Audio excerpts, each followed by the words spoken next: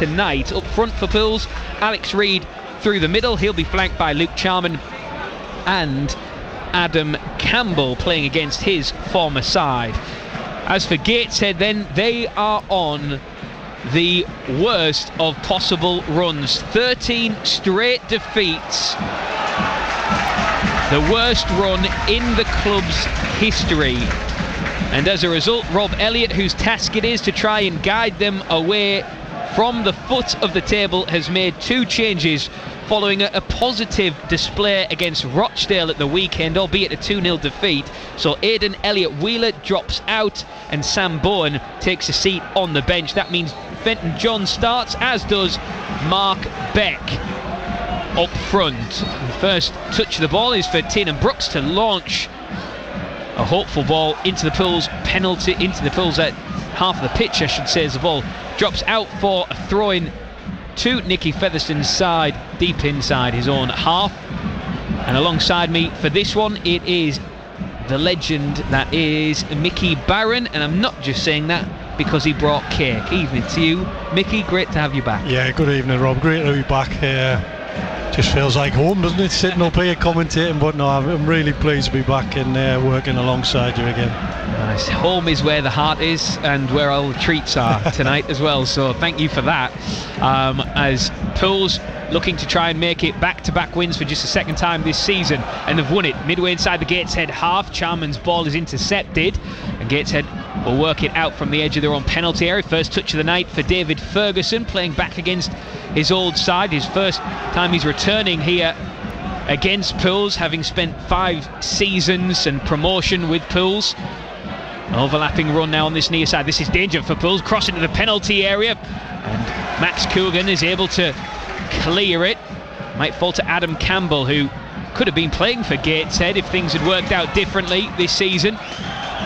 Campbell and Miley just failing to be on the same wavelength there. Pass that was short. Campbell ended up almost running away from it. Yeah, I think Gateshead should have scored there, Rob. It was a great ball in. It fell to Levi Amanchi, and he should have just took his shot away. He tried to control it, but it's going to be interesting to see how they line up, because they've got Beck and Amanchi up front, and 2 really big, strong centre forwards, and whether Beck's going to try and drop in, or how they're going to have the 2 up front is going to be interesting. But the start of the game, wanting the ball, which I knew they would. And Jacob Butterfield, who is the architect in this team, always so impressed. Even, you know, at the age of 35, he is still pulling the strings, the former Middlesbrough midfielder, and still impacting games.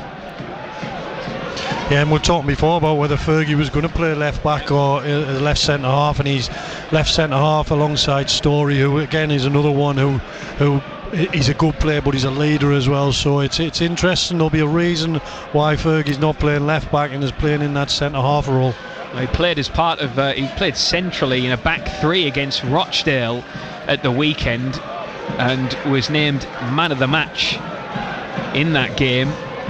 So Rob Elliott changing things early on and getting some rewards for it.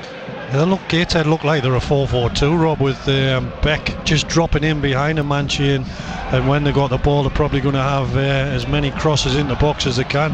Amanchi, just trying to out-muscle Max Coogan there. Coogan with the header back to his goalkeeper Nick Hayes over to our right-hand side, who had to come out to the edge of his area to gather that. Yeah, there was a lot of talk in the build-up as to what and how Gateshead were going to line up. Question marks: would it be a 3? Would it be a 4? And as our expert summarising, Mickey Barron, points out, does look like a 4-4-2. So Tiernan Brooks in goal, Fenton John, Louis Story, David Ferguson and Brad Nicholson as your back 4. Hold that thought, because Jamie Miley with a cross into the penalty area takes a wicked deflection, hangs up in the air. Ferguson fighting with Alex Reid inside the box. It comes all the way out to Charman near the bar line. A shot come cross that takes a deflection, hangs up in the air, and Mark Beck can clear into Pools territory. Max Coogan gets underneath it into the thick black night sky. Few street lights on, you can see over the top of the Cyril Knowles stand on the far side, as Rhys McNally clears his lines. So let me just finish telling you this lineup then for Gateshead. So we told you the back four. The midfield looks like this: Billy Chadwick on loan from York, Tyrell Newton, Jacob Butterfield in midfield, and then Keaton Ward on the opposite wing, and that front two of Mark Beck and Levi Amanchi up front, the former Rochdale man. You can see already that Hartlepool should be able to get that extra midfielder on the ball, whether it's Hunter, Campbell. If one of them drops in, Gateshead don't have enough players in there, but they've got to be comfortable to go and get on the ball, as you see there with Hunter, because everyone's dropped deep. He can get on the ball a little bit higher up for Hartlepool. Hunter just short of the halfway line, into the centre circle now is Sharon.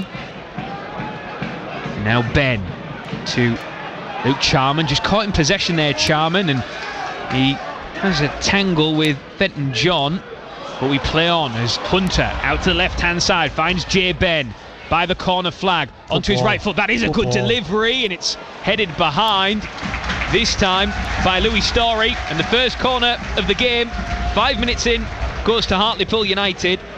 And that after a Saturday where the first half was very flat, not an awful lot to talk about or to get people off their seats. Well, an inviting cross like that draws the first corner of the game. Yeah, and sometimes having that sort of right footer on the left hand side, you can cut inside and put in really good in-swinging balls, which that one was.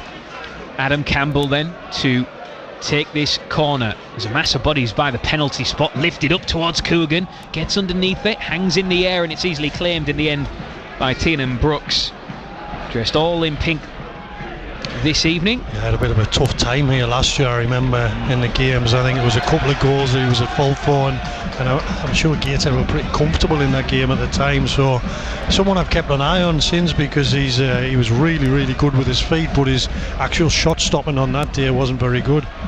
Yeah, 2 clean sheets this season. Tiernan Brooks has conceded 19 in 17 games, but that has been Gateshead run of form of late. They are absolutely struggling to get out of the trouble they find themselves in, rooted to the foot of the table, 6 points from safety. You can see already though, Rob, they want the wide players to link up and then come inside and play off the strikers. There's a couple of times now they've already done that, and they put a good ball in there to Manchi, and they're trying to link up off him. They're comfortable in getting the ball. I know Rob wants their players to get on the ball, even if you're tightly marked, and try and get away from the opposition. Free kick then to Gateshead. Butterfield's going to lift this one into the penalty area, comes through to the near side where Brad Nicholson is there, but it actually takes a nick off Jay Ben, so it'll be a throw into Gateshead, parallel with the Pools penalty area on this near side. Pools kicking from right to left, so Gateshead attacking the town end, which is over to our right hand side, as we just crane our neck to look at Brad Nicholson back against the advertising boards. Everybody retreated inside the penalty area. In it comes to the front post, headed away by Jay Ben, but Gateshead work it well. Nicholson, left-footed, lifted to the back post. Coogan. Free kick. Well, Pools win a free kick, and that was because Billy Chadwick had tangled with his opposite number from a Pools persuasion, and the free kick does go the way of Hartlepool United. 8 minutes in, Pools 0, Gateshead 0 on BBC Radio T Sport. Thank you as always for being with us, wherever you're listening to us tonight. Hopefully in the warmth of your own home. It is a bit chilly here this evening, and wind blustering around the stadium when I arrived here earlier this afternoon, and albeit the flags away to our left are outstretched on their masts. It is a very chilly night as Luke Charman twists and turns to try and create some space away from his marker. Beat him once, not, and again twice. Now to Adam Campbell, 20 yards out, space for Rhys McNally. Jamie Miley, it comes short, and McNally tried to feed his run. The ball takes a deflection from the cross and out for a Pools throw-in by the Gateshead corner flag in front of the Cyril Knowles stand. Sorry, Rob, I thought Charman could have hit it there with his right foot. Then he plays at Campbell, and you think Campbell then can hit it, and then they play it wide. 2 opportunities to get a shot on the goalkeeper early in the game, and they just wanted to play wide, and it just fizzled out a little bit. But take those opportunities to shoot. Pools already looking to have a little bit more energy than they did on Saturday. Certainly certainly getting forward in more numbers, that's for sure.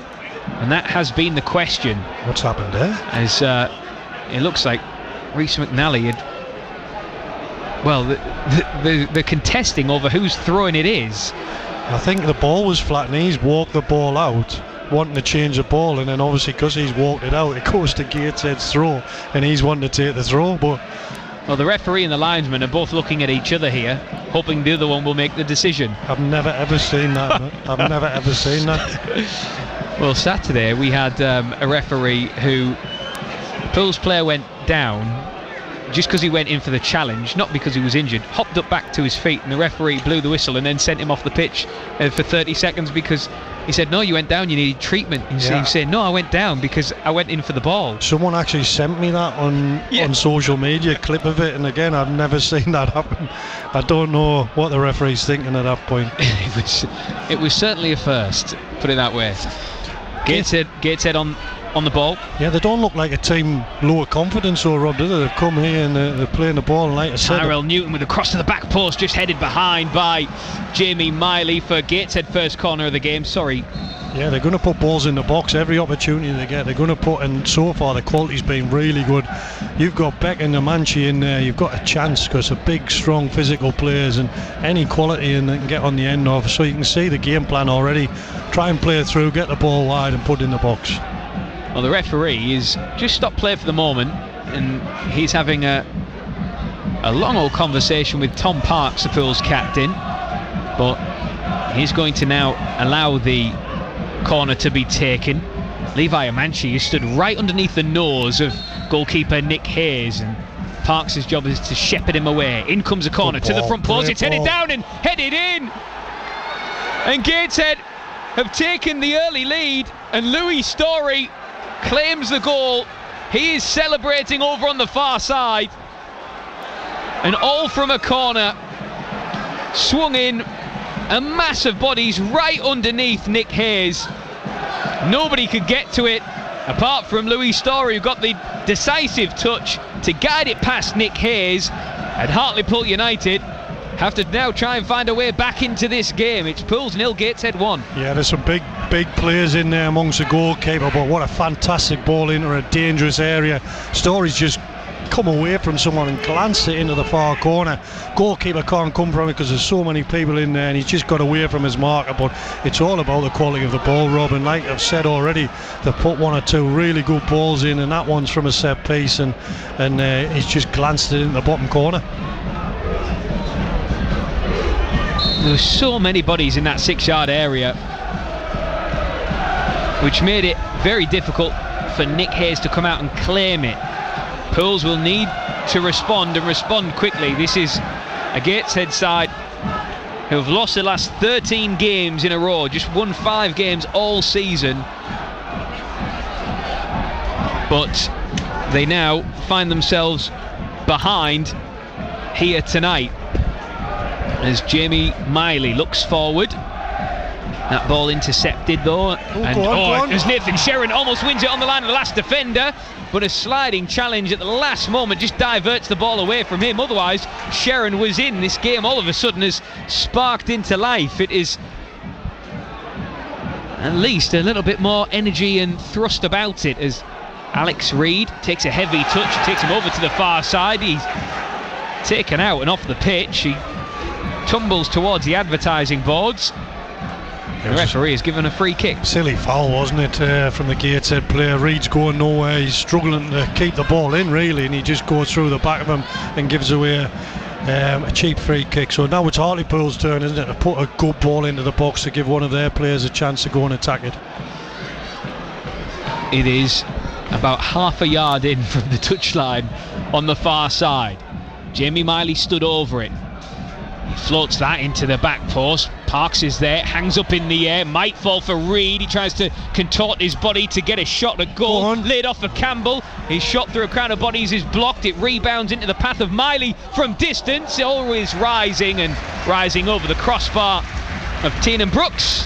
and it remains Pools 0, Gateshead 1 on BBC Radio T Sport. Yeah, some good defending there from Gateshead. It dropped to Campbell. It was a lovely layoff inside the box and he's hit it, but the Gateshead players jumped in front of it to block it. To come back out of mile, he couldn't keep his shot down, but at least it's Hartlepool trying to get some shots on goal. The one thing with Gateshead, Rob, and the one thing that Rob Elliott wants to do, they will take chances. You saw with Story there, the players at the back will take chances, and there'll be chances where Hartlepool can go and press and take the ball off them. Well, Pools this season have not been renowned from inspiring comebacks, but tonight is the night they need one. And now that Pools are trailing, and I can in no way jinx anything that happens, I can now tell you that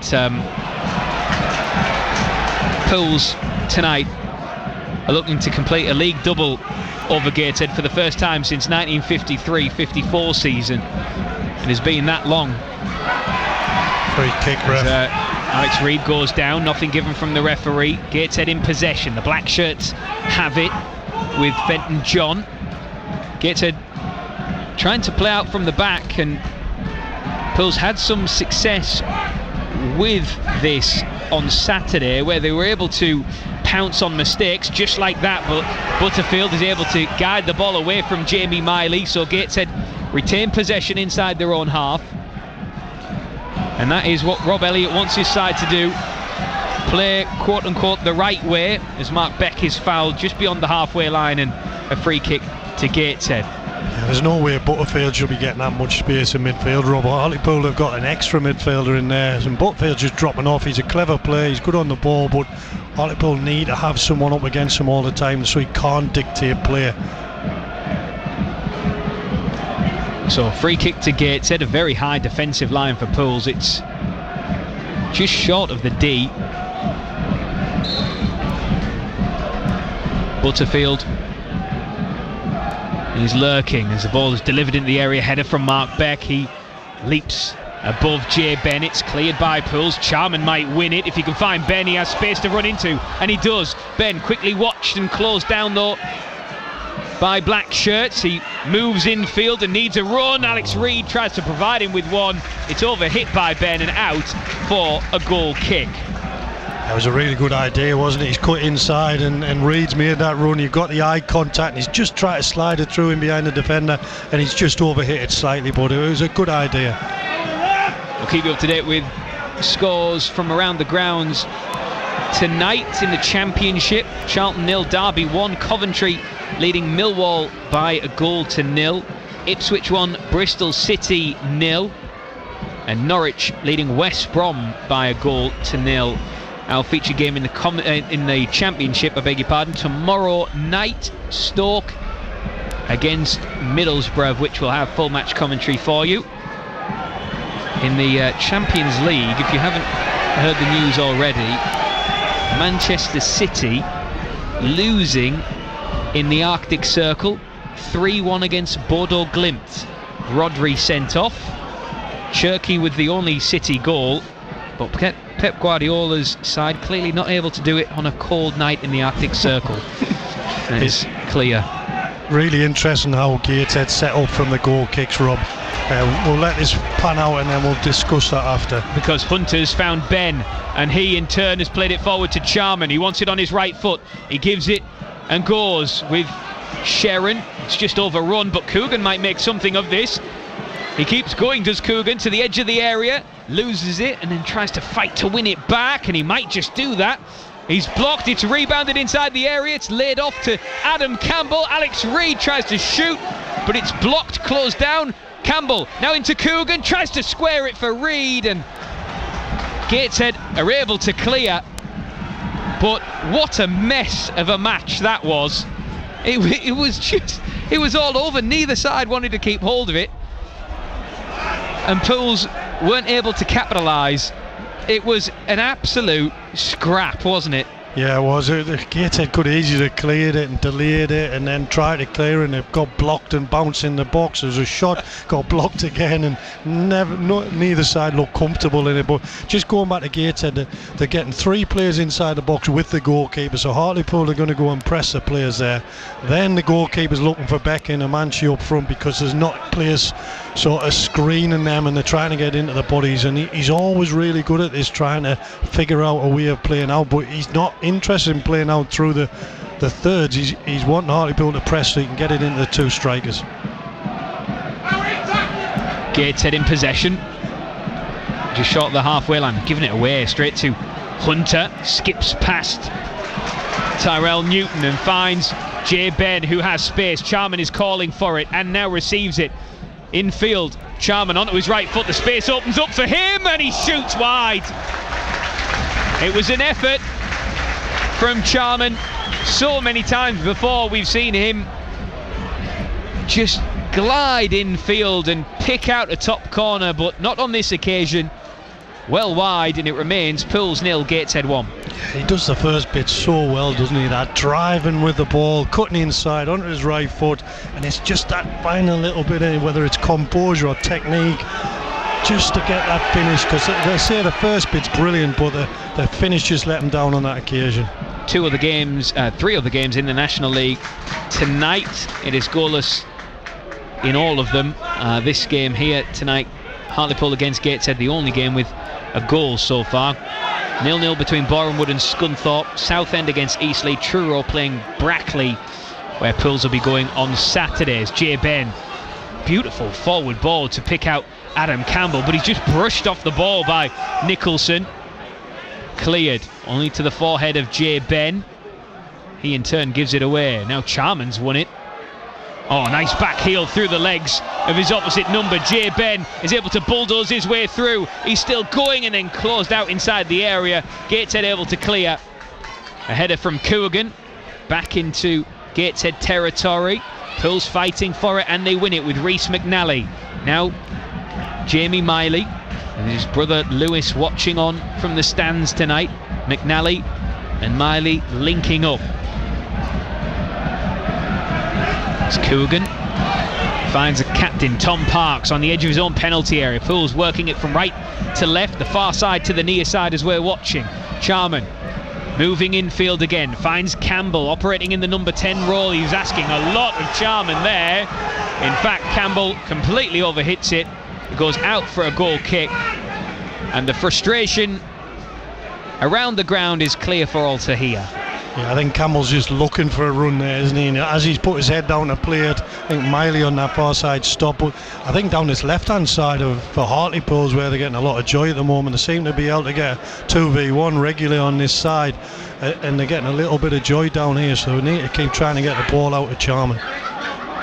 It's a voice of Mickey Barron, our expert Pools summariser, former Pools captain, caretaker manager, coach, record appearance list, top 10 as well. Even has a street named after him. It's all the prerequisites to being an expert summariser. If you don't have a street named after you, then you're not allowed in. It's the way it goes. Looks like my job's safe. Jacob Butterfield in possession. His ball is floated out of play for a throw-in in front of the Cyril Knowles stand. What have you noticed? Yeah, they've tried that pass a lot, haven't they, down that right-hand side for Hartlepool, for Chadwick to run in behind. I don't know if it's a tactic because they're playing a centre-half out on that side, and maybe they don't think he can defend those balls as well, but they're definitely trying to play that little diagonal ball in behind. Throwing to Pools. Rhys McNally to take it. Luke Charman has acres of space on this near side.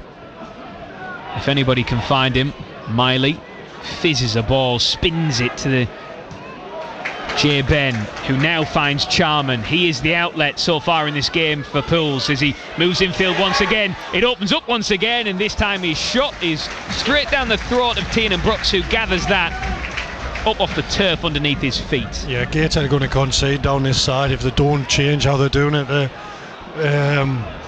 In fact, Johnny, he doesn't look comfortable in that position. He's showing him inside all the time onto Jarman's strong side, and then Story's having to pull out. He's going past him 2 or 3 times, far too easy. It's just that final ball's not, the final finish isn't quite there. Oh, as Tom Parks has been out muscled. Amachi is through. He's got Jay Ben in front of him. Amachi twisting and turning, looking for another, and his shot is blocked, this time by Rhys McNally.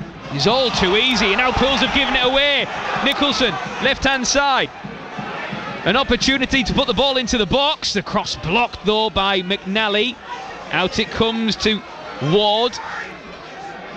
Now back, and a deep cross. Mark Beck is there. The header was easily saved by Nick Hayes, but the referee gives a free kick to Pools for holding inside the penalty area there. So Pools free kick, but 2 really good crosses there into the area by Brad Nicholson. Yeah, Manchie did well, didn't he? Yeah. Turned Parks far too easily, used his strength, and then as he's running on goal, I thought he was going to hit it with his left foot. He's cut back onto his right and then gone onto his left foot and got his shot blocked. He probably could have shot earlier, but the first bit he did really well, and Parks has got to defend better there. Oh, Adam Campbell just took a little whack to his head, and as a result the referee is just checking with him here, and now he's coming across to the referee to have a word with Jay Ben. He's halted play and he's picked up the ball and then drops it in the feet of Jay Ben. Why didn't he just let it go out? There you go. Crazy. It's a drop ball. A long ball forward from Jay Ben, finds Alex Reid at the byline, circling away from danger, out to Charman, still on this near side. Charman, little dance and a jive, and the cross from Sharon goes all the way through. McNally wins it really well inside the area, crossing the penalty area. Reid is there and loops underneath the ball as his header sails over the crossbar of Tiernan Brooks, and it remains Gateshead 0, Gateshead 1, Hartlepool United 0. Yeah, I think he should hit the target there after the cross from McNally. He's done really well to stand it up, and Reid's pulled away from Ferguson and he's headed over. Gateshead look really uncomfortable, Rob, at the back, don't they? They don't look like a solid unit. It looks like people who have just probably been put together as a back four, and they look very vulnerable. So Hartlepool have got to try and use that to their advantage. They look good going forward. You took the words right out of my mouth. Good. Yeah, they do look dangerous whenever they go forward, though, and that is the Jekyll and Hyde of Gateshead. They look like they're going to cause Pools problems at one end of the pitch, but then they look like they're going to cause their own problems the other end. As Mark Beck just lifts a ball over the entire defence, and it arrives in the gloves of Nick Hayes. Plays it out to Max Coogan, searching long for Reid, who can't win the first or the second ball, and David Ferguson is running back towards his own byline to gather the ball. I never thought I'd see the day Mark Beck was playing as a number 10. I mean, he's doing a good job, don't get me wrong, but he's not your normal physical specimen for a number 10. I don't think Mark Beck was expecting to play as a number 10, to be perfectly honest, but he's certainly doing a job of it. As Tom Parks just picks up a loose ball that drops into his path and nudges it back to his goalkeeper. So 27 minutes in, BBC Radio T Sport. Myself, Rob Law, here alongside Mickey Barron for full match commentary of this one. Pools trailing by 1-0. A corner swung into the near post. Lewis Story was there to just glance his header past Nick Hayes and to give the visitors the lead.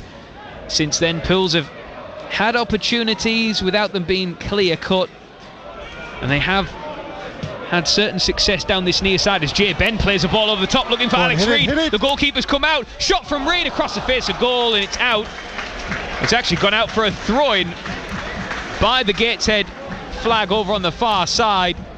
Well, Tiernan Brooks came an awfully long way out of his area, or off his line at least. The ball over the top from Ben, saw Reid racing onto it, and Brooks running back towards his goal, and Reid at the angle. It was always going to be difficult to score from there. He needed support inside the area that wasn't arriving. Tried to go by himself and ended up putting the ball out for a throw-in. Yeah, like I said, Rob, they look really shaky at the back end. It only looks like a matter of time before Hartlepool score, doesn't it? Because any time the ball's over the top or inside, defenders can't get close enough, and it ends up with an opportunity for Hartlepool. Campbell finds Sharon to a smattering of ironic applause. Don't like that particularly. Should be encouraging your players, not necessarily doing that. But Sharon back to J. Ben. The home fans just a little frustrated, understandably as well, because their side is trailing here at the half-hour mark, and they're yet to really find their rhythm. Yeah, what I'd like to see, Rob, the Hartlepool have got 3 midfielders, but what happens is that the 2 sitters stay in position, and then Miley drops deep as well, so now they're all in a line. Yeah. Whereas Miley drops, Hunter or Sharon have got to go higher up the pitch, but it's almost like Miley's the only one that can go really higher, but he keeps dropping for the ball, so they end up with 3 midfielders in a line. McNally, right hand side of play. This is brighter from Pools, but McNally has 2 black shirts on him. He brushes one off, gets the cross away anyway, but nobody had really gambled to the front post, which is where the ball had went, and Brooks collects the ball with relative ease. Oof. And again, Gateshead determined to play out from the back, almost causing their own problems there, but they still have it as much as Pools are pressing, and they've given it away. Gateshead straight to Jack Hunter. You could almost see that coming. It was almost choreographed. Sharon out to the left hand side for Charman, feints the cross, now delivers, it's inside the area, it's bobbling around, Hunter is there, his shot is blocked, it goes over the stand, over the crossbar, out for a corner. But Jack Hunter with a real opportunity to level the scoring, but for a vital block at the vital moment. Yeah, he's unlucky, isn't he? He's just hit it on target, and probably a yard either side, it goes in the back of the net, but it's just hit the Gateshead player. But like you said, Rob, the way they want to play out is always going to give you a chance to go and press them. Well, goalkeeper Teenan Brooks has gone down off the ball. He's in the mouth of the goal. The referee has paused play here. Brooks is down, grabbing his ankle. Yeah. And the referee is going to call Alex Reid over to have a stern talking to, I suspect. Or maybe not that stern, because he's no sooner had he arrived in front of him, he quickly told him to march back away to the back post. So Pools corner, they're trailing by a goal to nil. He probably asked him if he knows what's wrong with him. There's no one else seemed to. There? Did you see anything? No ref, nothing. Corner to Pools. Reid lurking at the back post, short to the near post. Miley back to Campbell. That's a good delivery, and it's headed behind by Gateshead, and it's another Hartlepool United corner. Yeah, really good header from Story. It's hard, that one, because you're trying to pin a player and not let him get across you, but then the ball's between you and the goal, and he managed to head it over, so really good defending. Good ball in from Campbell as well. I was about to say, just teased into the area. Pool's third corner of the game as they search for an equaliser. Campbell to the edge of the box, it's to Hunter, looks to lift it over the goalkeeper. Nice idea, the execution was maybe lacking a bit of power. It was an easy save in the end for Brooks. It remains Pools 0, Gateshead 1 on BBC Radio T Sport. 33 minutes on the clock, and again Gateshead playing out from the back as Newton receives it, finds Beck, and Beck's giving it away, and then Adam Campbell gives it away, and listen to the crowd on his back. And that's what the home fans think of that, as Jamie Miley looks over the top for Reid, and Miley overhits it. Yeah, it's a risk and reward, Rob, for Gateshead, and you see that time they get out and then nearly get the next pass through to Manchi through on goal, but they've probably lost it as many times as they've got through to create something, but that's how Rob wants to play. And when it works, it really works. But when it doesn't, it really doesn't. Yeah, you're putting already a sort of shaky defence under more pressure. As Brooks gives it to Fenton John. Now Butterfield moving through the centre of the pitch. Gateshead moving around with Newton, the white boots on his feet. Infield now to Mark Beck, operating in that number 10 role. Now Butterfield searching long over the top for Ward. Oh, and then Nick Hayes slips as the ball was played back to him. He's able to gather himself and clear his lines as he just now, you can hear on our effects mic, clinking his studs off the foot of the post. Again, no, Rob Butterfield's got far too much space in the area. He's got the ball now. One of the midfielders has got to go out and press him and stop him dictating the play with his passing. As Swansea have taken the lead against Blackburn in the Championship. It's also Coventry 1, Millwall 1. Pools on the attack here with Miley, right hand side of the box, low into the front post, and Reid wasn't able to connect. It was fired into him with real venom, but too much on it, and Gateshead are able to clear. And Aromachi hit long and hard by Newton, and Nick Hayes comes out to clear his line. Mark Beck and that go-go gadget Stretch Armstrong neck of his just like seemed to grow an extra couple of inches there to meet that ball in mid-air. I have to say, I'm surprised how well he's doing in that role, isn't he? Yeah. He's linking play up really well. He's dropping deeper to get turn and try and link up with the other centre forward. As Pools fighting for possession, Parks and Amachi going at it in the centre of the field. Fenton John, Gateshead working forward now with Louis Story, the goal scorer, the difference maker so far. Into Nicholson, crossing over the halfway line, down the Gateshead left. Pools with every blue and white shirt behind the ball. David Ferguson into the feet of Mark Beck, and look at the space as Pools just drop off him and allow him the space.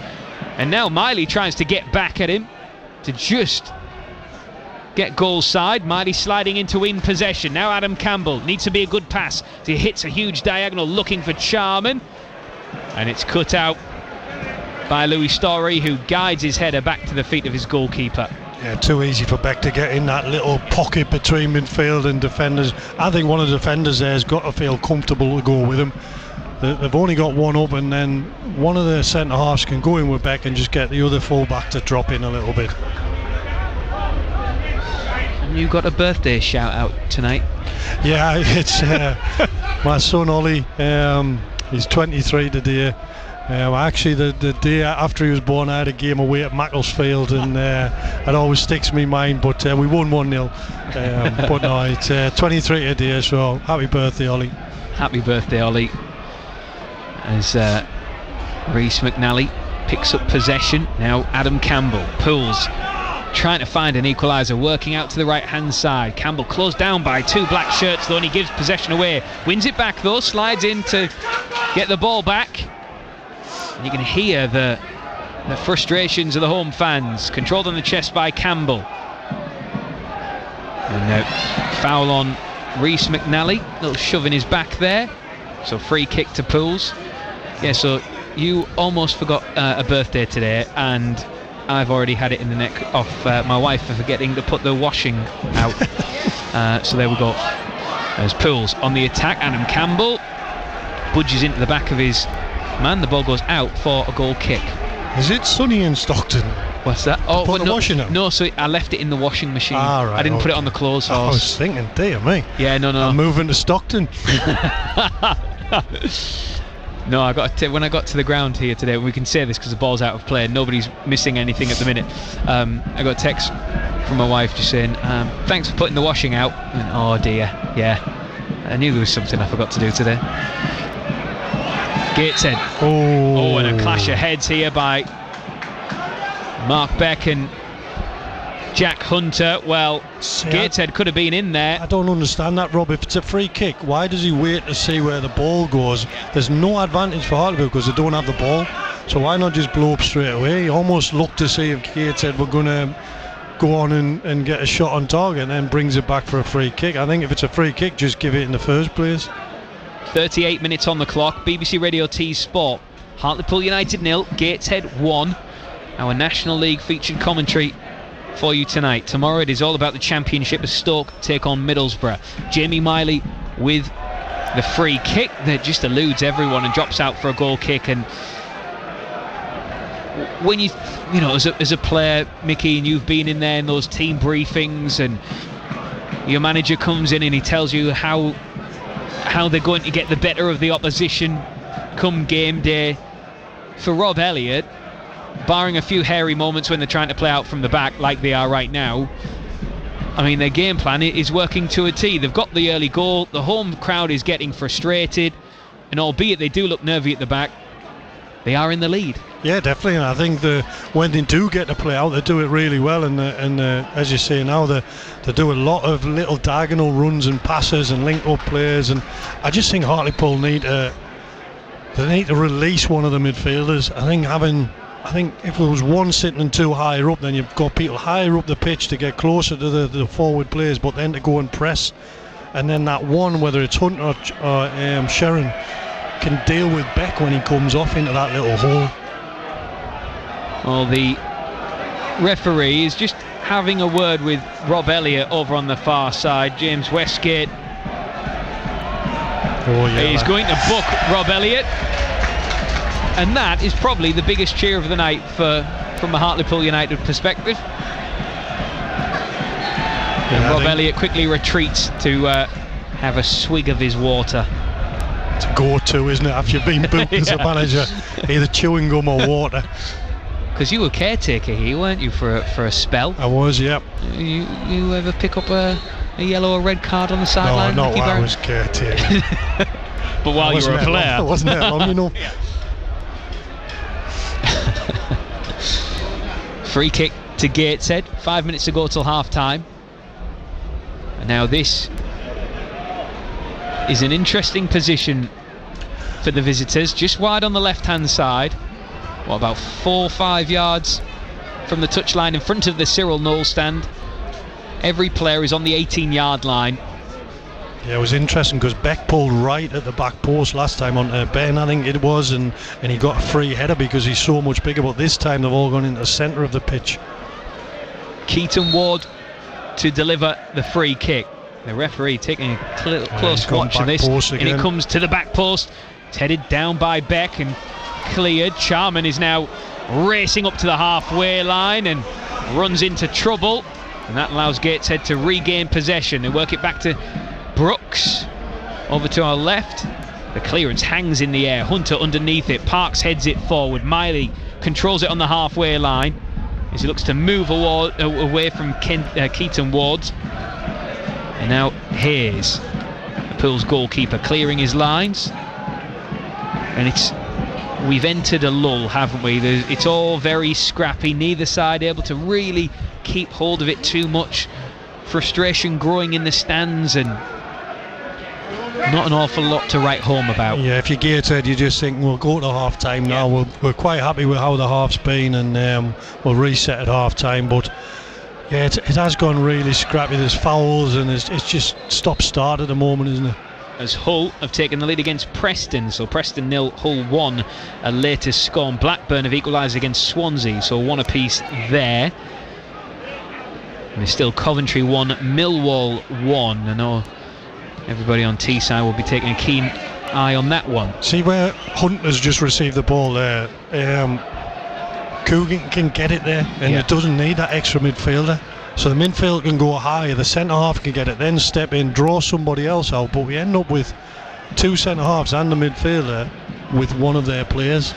Now, do you think that is because the manager is telling them to do that, or do you think that is by order of the player, if you know what I mean? I think it's probably the instructions that he wants a midfielder to go and get on the ball, which I understand. But in a game like this, like now, you don't need 2 midfielders there. You've got enough. Hunter can still go higher, but they both still want to sit. Well, you can see Jamie Miley is pushing up, but he's wide on the right hand side at the minute, isn't he? So there isn't any real link up through the middle of the field. As Campbell now picks up possession into Sharon. This is better, and as I say that, the ball cannons off the feet of Jay Ben and into the feet of Jacob Butterfield. But it's cleared straight to Hartlepool United. Again, so poor in possession, both sides at times, giving the ball away this way and that. Now Reece McNally heavy touch back to his goalkeeper, but Nick Hayes just controls it with the outside of his white boot and then launches it forward. One thing's not going to happen. You're not going to give rush Jacob Butterfield on the ball, are you? Every time he gets it, he wants little touches. He manipulates the ball really well and normally comes out the other side with it. He's a really good footballer. He is, and at this level, he just strolls around the pitch, doesn't he? Yeah. Mark Beck in possession on this near side. Fenton John, one of 2 changes for Rob Elliott tonight. Hartlepool United unchanged from their win at the weekend against Altrincham. As Newton finds John. We're into the final few seconds of the 45 minutes as Mark Beck gives it straight away to Adam Campbell, who races up to the halfway line, trying to inject a bit of pace and energy. Now Charman over the top. It's rather hit and hope more than anything else, and it's easily dealt with by Gateshead, who clear. Adam Campbell's going to race it towards the corner flag though. Might win it. Does he? It's a goal kick.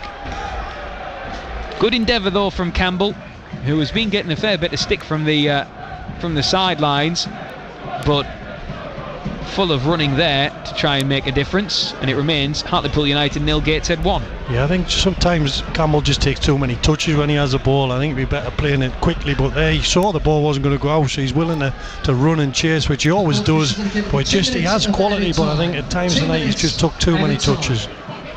2 minutes of stoppage time. Greg on the studio announcer there, which we're into now. Thank you to Jonathan Franks has dropped us a message saying he's enjoying the commentary, saying how good it is to be back, and he says tell Mickey B I says hi. Mickey Franksy, B, what a guy. Mickey B, I like that little nickname for you. He's a good player, Franksy, but you know what a terrific fella. I thought you were going to say something derogatory then. No, I love him a bit. I thought you were going to build him up to break him down. No, then. definitely not. Oh, what a great player, but as well, that's what I thought was coming. No, I really got on well with Franksy. Good to have you with us, Jonathan Franks, who's our summariser with us on BBC Radio T-Sport on Saturday against Altrincham. We could probably do with Franksy on the pitch, couldn't we? His sort of directness, his quality, and just willing to take people on. It's certainly been lacking in this game so far, as Pools head the ball out for another Gateshead throw-in, and again this all just works in the favour of Gateshead, doesn't it? It's very stop-start. There isn't any real flow to the game. No, and I think obviously they've got a long throw here, so any time they get in the final third, really they're going to put the ball in, because they've got 3 or 4 really big players, and they'll look for little flick-ons and drop-downs. And Brad Nicholson is absolutely enjoying the pantomime villain. Has shot through a crowd of bodies. It's blocked by Parks, ricochets away. Yeah, Brad Nicholson was cleaning the ball with the front of his shirt and just took a few extra seconds, paused, then give it another little rub down with his shirt before launching it into the area, much to the frustration of the home fans. I think in certain areas they call that a certain type of housery. Yes, I believe so. As the half-time whistle goes, a few boos at the break, because Pools are trailing against their northeast rivals. Gateshead 1-0 up here, and it was a goal that came from Gateshead, first and only corner of the game, swung into the front post. Louis Story was there in a crowd of bodies and was able to glance his header past Nick Hayes in the Hartlepool United goal. Pools have had opportunities but only real half chances. Luke Charman with a shot from distance. The rest has been fairly average and poor at the best, but they have to try and find a way back into this Hartlepool United. It is up to Nicky Featherstone to try and lift his players at the break. It's not something they've done often this season, coming from behind to get something out of games, Mickey, but it's something they're going to have to do in this one. Yeah, I think they've probably Gateshead have just about edged it, Rob, haven't they? I think, like you say, Hartlepool have had 1 or 2 chances that have been blocked or they haven't hit the target. Gateshead look a better footballing team. I really think if we want to keep that 4-3-3 formation, they've got to rotate the midfield a little bit and have one sitter and two higher up the pitch just to give them more of a threat. I don't think they need two screeners, if you like, on the way Gateshead are playing. And we end up sometimes with three midfielders in a line or in our own half and no one up to support the forward players. So a little bit more quality in the final third, but if I was manager, I'd be looking to kind of tweak that midfield, even going 4-4-2 and trying to match him up and see if we can get sort of someone up alongside Reid to help him, because Gateshead do look really vulnerable at the back. So at the break, not an awful lot to write home about other than to tell you that Gateshead are leading by 1-0, Paul. A little bit underwhelming so far, is that fair? Yeah, exactly. It's another probably precise word for the night so far. It is underwhelming. It's a little bit sort of safe, if you like. Gateshead look like a team who have been well coached in what they want to do when they have the ball, when they don't have the ball. They've got a threat, and Hartlepool just look like they're hoping for someone to do something, like an individual little bit of creativity to score a goal, whereas Gateshead look like they're more of a team that's going to work a goal.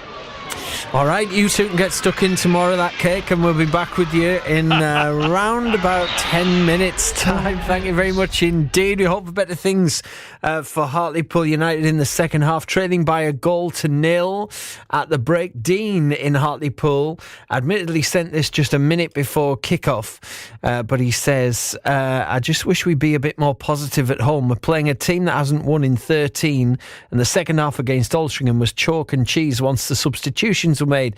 I'd like to have seen Daly and Falarin on from the start. Thank you for that, Dean. And Catherine's in Hartlepool. She says, came home from a day out in Newcastle earlier this evening with a trainload of singing Gateshead fans. I'm hoping they're not singing on the way home. You and us both, Catherine. Thank you very much indeed for that. If you want to WhatsApp us, 08000 321 333, and you can text 81333. Start your text and your WhatsApps with T's, and you can call us for free. 08000 85 95 95. You can always email tees.sport@bbc.co.uk. All the latest scores coming next. Amy Oakton at breakfast. Why did the BBC lose sound like Flight of the Bumblebee?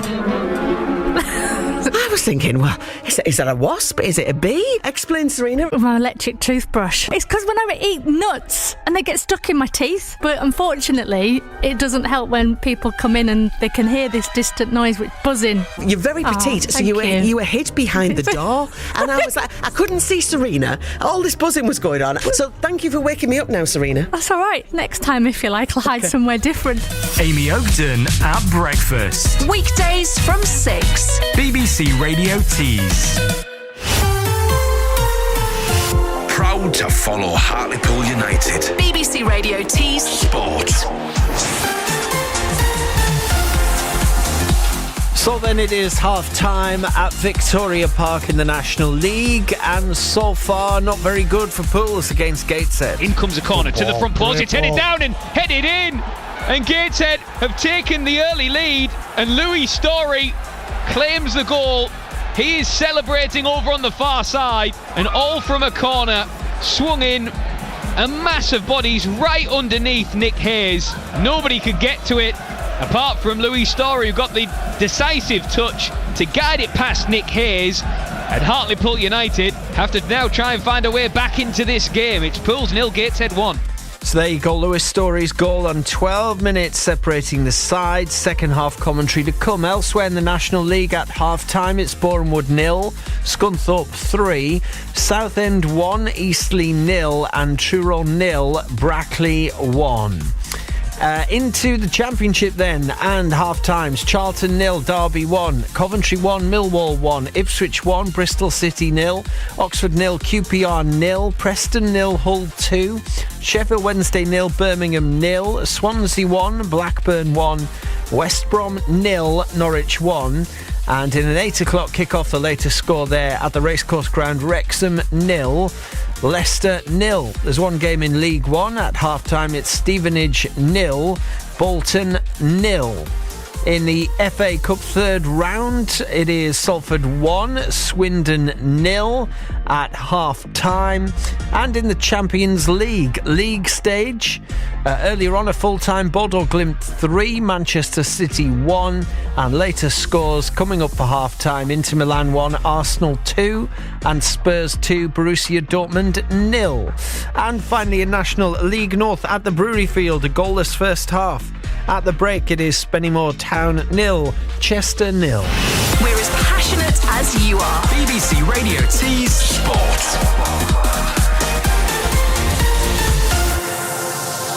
Right, second half commentary to come very shortly. We will stick with pools for the half-time break, though, and another chance for you to hear from new owner Landon Smith, who's watching again from the stands tonight. The American arrived in the country last Friday, watched his new club beat Altrincham at the weekend, and he spoke to Rob about his takeover. Well, it was a long time coming. I've been thinking about this for a long time. But yeah, why I chose Hartlepool. History, culture, passion, also a great opportunity in front of it. It's exciting. I wanted a working project. This seemed to fit most of the bill. Yeah, I just saw it and didn't look back. And there's been an influx of American owners in football over recent years. This is the obligatory Ryan Reynolds question of, has that influenced maybe your decision to get involved with football, seeing what he has been able to achieve? I mean, maybe indirectly. I actually have been thinking about this quite longer. So when they did that show, it was almost surreal to me. Yeah, I mean, I'm not basing anything off that. Hartlepool is its own club, its own identity. It's got its own path. Probably going to come with a little more hard work and effort. The Heartland is a little further from Hollywood, so yeah, it's going to have a different feel. But I look forward to it. This Scenario for you, being in front of the camera, being in front of the microphone. How alien is this to you from your day-to-day work? Completely foreign. I think I told you off camera, if you've ever remember when you were a kid and you got to the high dive and you were either going to jump or climb back down the ladder, and climbing back down the ladder is more terrifying, so I jumped. And so here we are. But yeah, it's going to be fun. It's going to be fun times. Yeah, I'm uncomfortable doing interviews, but hey, it's part of the gig. Hopefully we put you at ease. This, I'm sure this will be the first of many. It will only get easier from here on in, I'm sure. What are your first impressions? I appreciate you've very swiftly been off the plane and straight here and maybe not had an awful lot of time to have a real look around the place and speak to everybody. You may tell me otherwise, but what have your initial impressions been of the club? That's been great. I can tell right away I'm going to be comfortable here. We walked in, head groundskeeper Dave and Steve. I grew up on a farm in northwest Iowa, and it was a spitting image of what I grew up with. I didn't understand everything they said to me right away, but I'll get better with that as time goes on. The reaction around the takeover from the town, from the fans, has been quite overwhelming, and a lot of people excited about the future. I wondered what the reaction has been like on your side. Humbling, surreal, very appreciative. The responsibility of being the custodian of the club is really starting to set in. I expected some of the responses, but to actually see and feel it, you start to look forward to learning from a lot of the supporters about what they want and where they want this club to go. Mm-hmm. And I mean, the club's website, when it was announced, club's website actually crashed, and we've seen that overwhelming feeling of belief and hope around the club. So does that in any way scare you, or does it excite you as well? Well, it's a good problem to have, I guess, if Absolutely. I was scared of it. But yeah, no, it doesn't scare me. It's fun. It's exciting. It actually puts me in a decent position. I mean, let's look forward to the rest of the season and the playoffs and start planning for the future.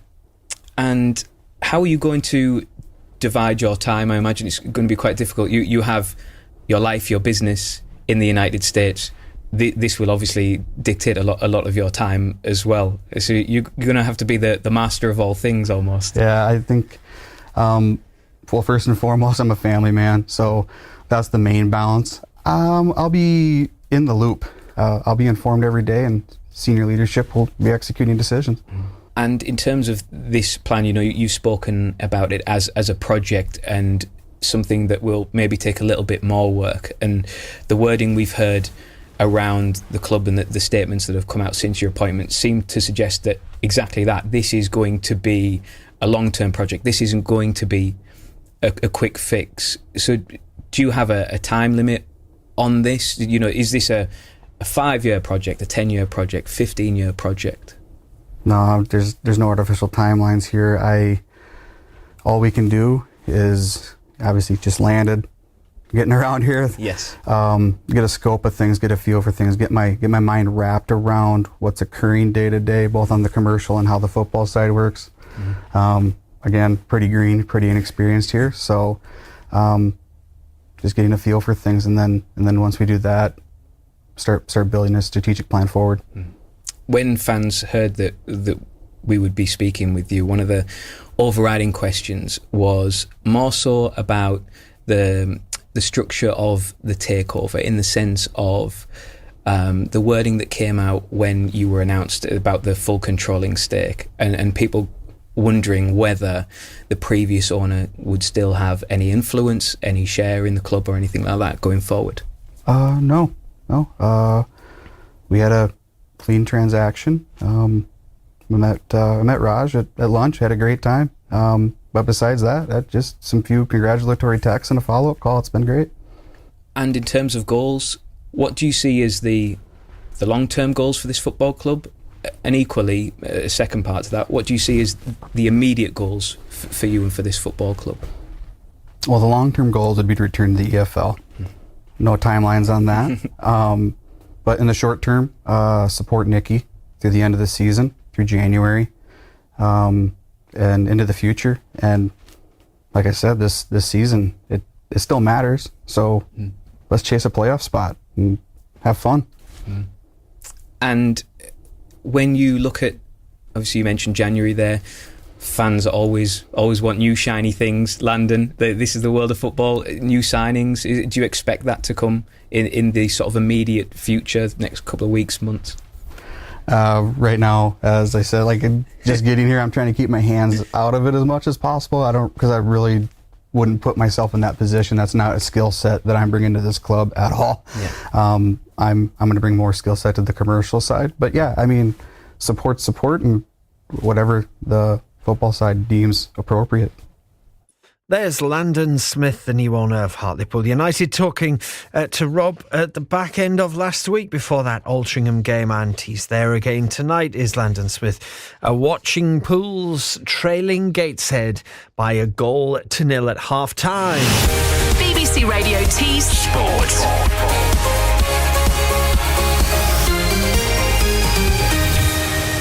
This is Paul Addison with BBC Radio T Sport for your Tuesday evening, right through until 10 o'clock, and then it'll be Becky Want with the Late Show after us. Football tomorrow night for you as well.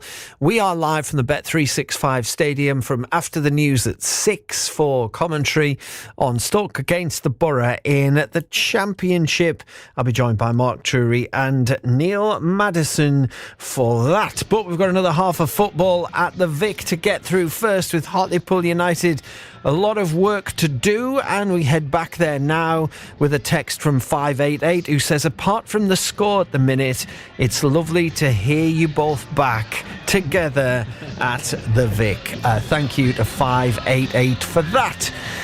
You both being our former Pools captain Mickey Barron and Rob Law. Thank you, and thank you for that message.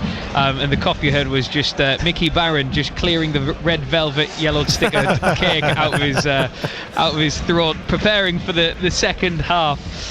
Thank you. Yes, no changes at the breaks. So as you were, Hartlepool United with Nick Hayes in goal, a back four of Rhys McNally, Max Coogan, Tom Parks the captain, and Jay Ben. The midfield of Hunter, Sharon and Miley, with Alex Reid up front through the middle, flanked by Luke Charman to one side, Adam Campbell, the former Gateshead man, the other side. As for Gateshead, Tiernan Brooks in goal, the back four of Fenton John, Louis Story the goal scorer, David Ferguson and Brad Nicholson, a midfield of Chadwick, Newton, Butterfield and Ward, with Amanchi and Mark Beck up front. So Hartlepool United with work to do in this second 45 against a Gateshead side who are looking to put an end to a run of 13 straight defeats. And straight away, Amanchi breaking inside the penalty area. The ball boomed away by Nathan Sharon and into touch for a Gateshead throw. Mickey Barron, our expert Pools summariser, what do you think the message would have been from Nicky Featherstone at half time?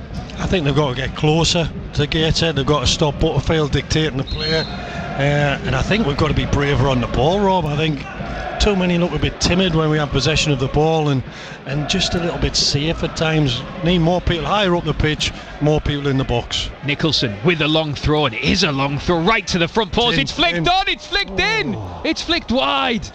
For a minute there, Mark Beck with a beautiful glanced header that hung up in the air. Nick Hayes stretching out for the ball. It just obscured our view momentarily with a massive bodies by the back post. It was wide. It remains Pools 0, Gateshead 1, but Gateshead with a corner early in this second half. It's going to be an in-swinger. Beck at the back post. Ferguson at the front post. That's where it goes. It's cleared by Alex Reid. And it's actually come off David Ferguson, I believe, so it will be a Hartlepool United goal kick. Yeah, I don't know how that didn't go in, Rob. It was a deep throw into the 6-yard box, and I think Beck had glanced it onto the defender, and from the angle where we were, it looked like it was just going to drop in the far corner, but it's just gone wide. But another escape there for Hartlepool. Thank you to @Heed Army, who have been in touch on X, saying, watching back up in Gateshead, we're nervous for the second 45. Give my love to sweet Mickey B. So it's good to know that the Mickey B is the nickname that we gave you in the first half is sticking. Actually, quite a few people call me Mickey B. Do they? Yeah. And I'll not tell you what my wife calls it. Yeah, it's not that kind of show.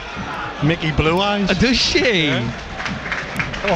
We're on air, aren't we? Yeah, I'm glad you said Blue Eyes and it didn't stand for something else beginning with B, but there we are. Again, that's probably another show. But thank you to Heed Army who've been in touch with us on BBC Radio T Sport tonight. See, you can listen to us no matter your team, Hartlepool United, Gateshead. We are here to provide you with the commentary, albeit here on BBC Radio T Sport. Slight slant towards the Hartlepool United perspective, but it is Gateshead on the attack, edge of the area, inside the box, and Pools with bodies back to try and deal with it. Shot, come cross, might rebound for Ward through a crowd of bodies. Saved by Nick Hayes. It was then passed back to him while he was still on the floor, and he managed to clear his lines once again. A big save from Hayes as again the ball in the box. Mark Beck is there. And a push and a punch from Hayes allows Pools to get it away. Now Adam Campbell accelerating over the halfway line. Ward is with him and he's dispossessed. And now listen to the home crowd. They are all over Adam Campbell this evening. And it is, I have to be honest, Mickey, very uncomfortable to witness. Yeah, it is, and like I said in the first, he's just taking too many touches. He could easily have played the ball wide there, but too many touches. He gets robbed with the ball, and then the crowd get on him again. I think he's going to have a good next 5 minutes, if you know what I mean, to stay on the pitch. Going back to the message from the Gateshead fan, I understand why they're nervous, but they're the ones at the moment that look like they're going to score again. They're the ones that are playing the good football, and yeah, they haven't won for a long time, but they've been really, really good tonight so far. And thank you to Josh, who's listening in as well. He says, good to hear you and Mickey back on air. Would be happy with a goalless draw in the second half. That is from also a Gateshead fan. As Jay Ben intercepts, looking down the line for Charman. And that ball runs out of play. It's a Gateshead throw, much to the bewilderment of the Pool's players. They just look at the moment, Rob, they've got a real understanding of what they're going to do in that final third, whether it's from a throw in, whether it's from build-up play, but they've got a real understanding. He could be up here. Oh, now that is a big challenge from Mark Beck in on Sharon, who stayed down. The reaction of the Hartlepool United players tells its own story. It was Louis Story, in fact, who went in on him. And the referee is being surrounded by players from both teams. Sharon remains on the surface, clutching at his leg. Louis Story, the goal scorer, might be about to see red here, and it is. Louis Story is sent off. Could change the game, that, Rob. It was a firm tackle from here. You don't know whether it's high, whether he's gone over the top of the ball. This is ridiculous with the goalkeeper. He keeps doing it. The goalkeepers are doing it all the time now. He's going down, pretend he's injured. It gives the manager a chance to do some formation, tactical changes, and then he's going to get back up. Nothing wrong with him. Absolutely pathetic. Shouldn't be allowed. Well, this is all spilling over a little bit now because Rob Elliott is frustrated on the sidelines. The referee is having a word with him. Jacob Butterfield is right in the face of the referee and voicing his displeasure. Gateshead have their goalkeeper sat down on the turf. He is saying he's in need of some treatment. That is allowing Rob Elliott time to reorganise things with his team. The physio is only just now coming onto the pitch to treat him.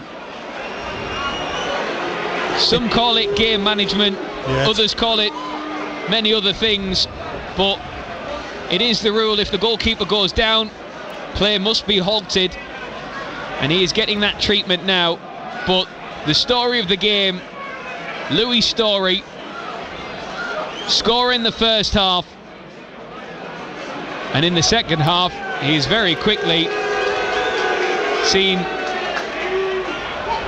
his story change from hero to villain. Yeah, it'll be interesting because Story's the main defender back there as well, so it's going to be really interesting to see how Gateshead looks like they're going to a back three. Well, we'll have to see how that pans out, Rob, to be honest, because Louis Story signed from Dorking in January. It's his second spell, having made 139 appearances in over 3 years with the club.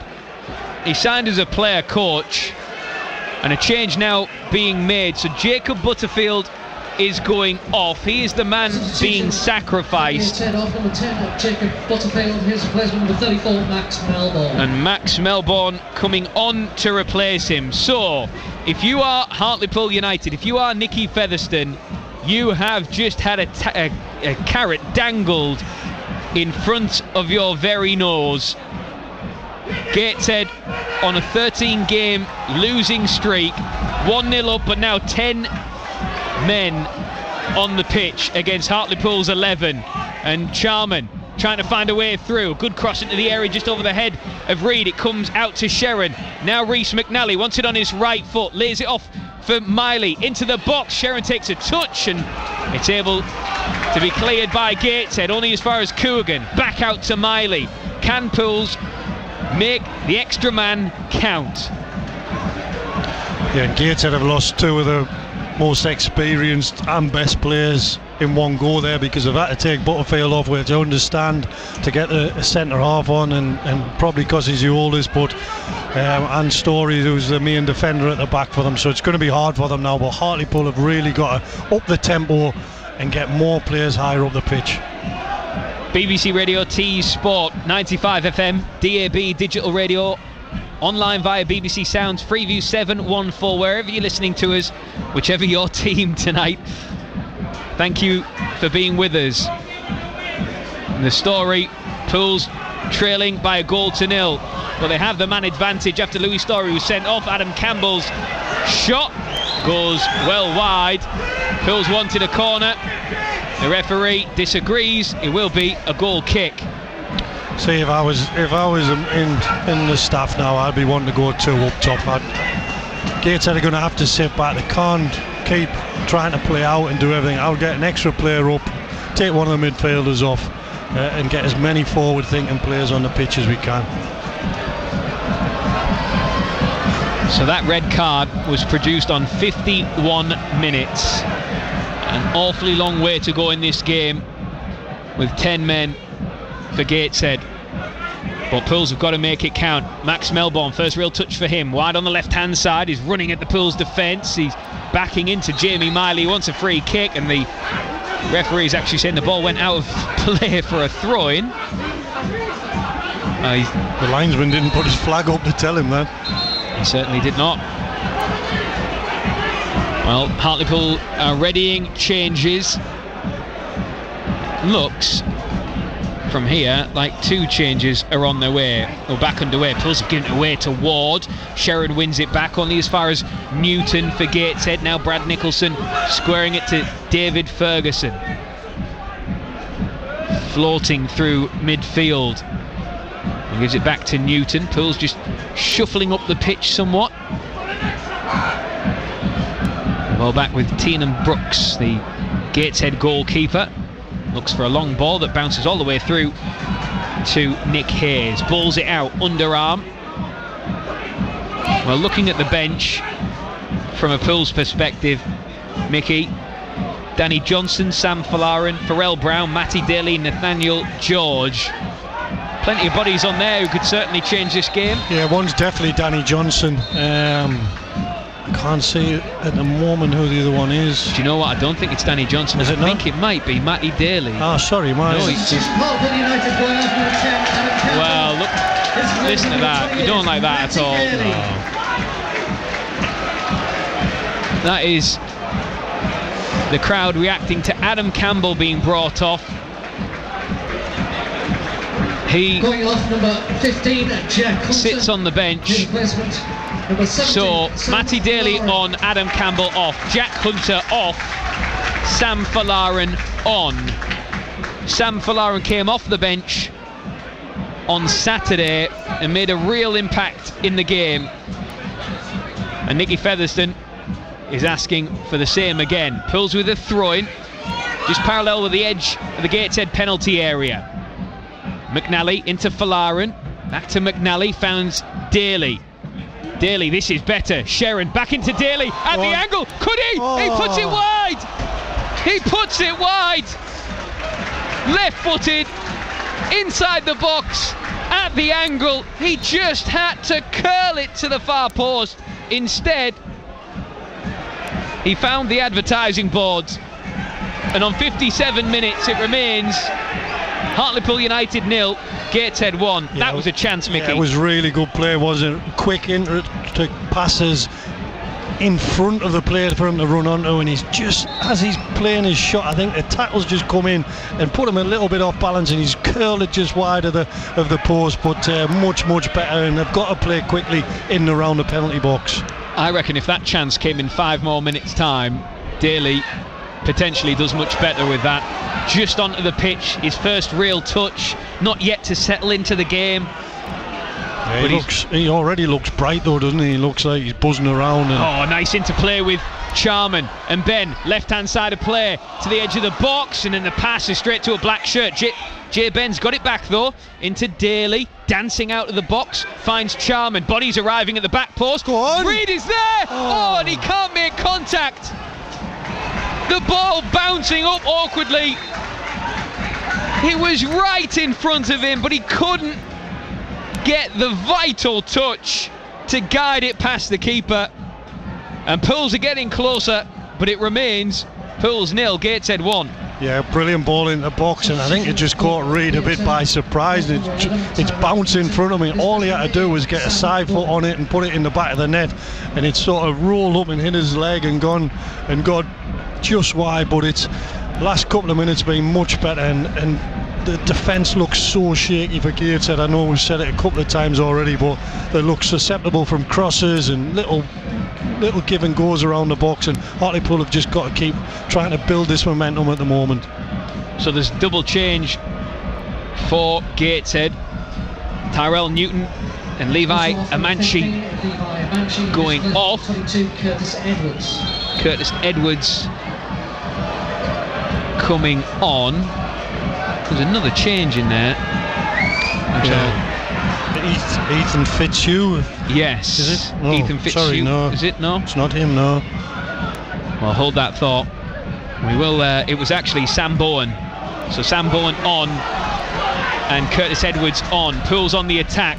Rhys McNally across, right-footed from the byline, just curling away from Reed, and that allows Gateshead to clear for a throw-in. Miley takes it quickly, tosses it beyond the halfway line to Coogan. Miley with it back once more into the centre circle now for Parks. This is everybody forward for Pools, everybody back from Gateshead, and the pass was too easily intercepted.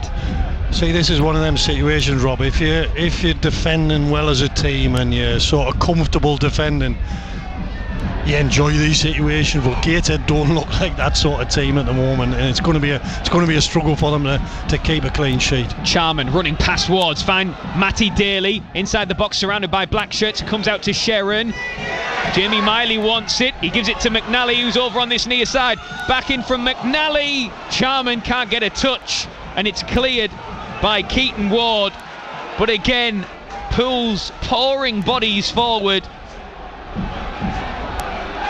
and you feel like the equaliser is coming if they can just find that vital touch in the opposition penalty area. Yeah, and this is something I speak about with players all the time. Keep that momentum building. Don't give away cheap free kicks.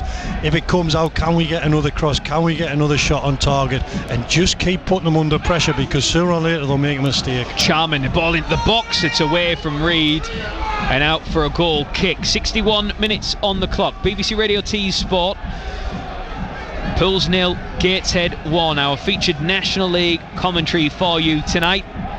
Tomorrow in the Championship, Stoke against Middlesbrough, with all the build-up on air from 6. With Mark Drury, Neil Maddison, Paul Addison with your commentary for that one. It's been a good night for Hull in the Championship. 3-0 up against Preston. Well, Swansea Preston are doing well as well. I know. Swansea 3, Blackburn 1 a later score, and Norwich have doubled their lead at West Brom. Ipswich 2, Bristol City 0, also later score, and Charlton 0, Derby 2. But just looking there, Rob, we're taking a throw in our own half. We've got 6 players in our own half against one of their players, and this is what I'm talking about. We'll get more players higher up the pitch to get in and around their sort of final third. We don't need all those players there. The Southend in the National League have hit Eastleigh for a quick double. It's now Southend 3, Eastleigh 0, and Brackley are winning 2-1 at Truro. And Pools going to Brackley on Saturday, of which we'll bring you full match commentary. Nick Hayes underneath that clearance and headed out by Rhys McNally as the wind once again just brushes around the stadium. Many people in hats, scarves, gloves, double layers all around us this evening. And this is what we're talking about, Rob. They had the momentum, and now all of a sudden, because a couple of bad clearances, it's gone out for a throw-in, and Gateshead probably take a minute to take the throw-in. They can put it in the box again, and it just gives them a chance to slow the game down. Brad Nicholson again with this long throw that he's provided all night long. The ball just moving in the air as well with the wind, and actually a foul from Mark Beck there on Max Coogan. So a free kick to Pools inside their own penalty area. The flag's away to our left, outstretched, just brushing in the wind, and Nick Hayes clears it onto the head of Alex Reed. He goes out for a Gateshead throw. So again, the momentum is slowed. Gateshead are stretching out the seconds into minutes. They are the side with the lead, but they're also the side who are down to 10 men. Hartlepool United's job is to make that count for something.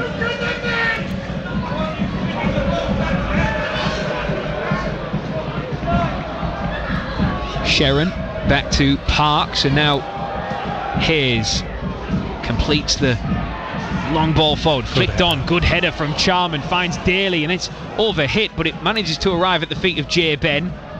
Now Miley. Oh, and it's overhit again. Daly might get there at the byline, it just runs out to grass. Just forcing that pass, Rob, on midfield player. Can see a runner, but he's trying to force a 35-yard pass over the top where they just need to keep moving the ball, move it side to side, then inside. Can we link up and, like we did before, play little 1-2s? Don't need to force that ball, because 9 times out of 10 a defender's going to read that and deal with it. Thank you to Ross, who's been in touch. He says drag Campbell off. Well, Campbell has now been replaced. He says bring some width on and stretch these. Nicky Featherston needs to do more. He seems out of his depth with these safe tactics. Well, they're on the attack now with Charman. Luke Charman, low ball, edge of the area. It's just away from Miley. So Gateshead pick up possession. McNally fighting for it though and winning it right on the touchline. He does really well, Reece McNally. Back to Miley. Needs some support. Sharon is out wide. Sharon delivers the cross. It's over the head of Reed and beaten away by Gateshead. Picked up by Parks. Charman does well to make something of that. Shot from distance over the crossbar. Charman tracked the ball back to goal, swiveled into space and let one fly, but it dipped.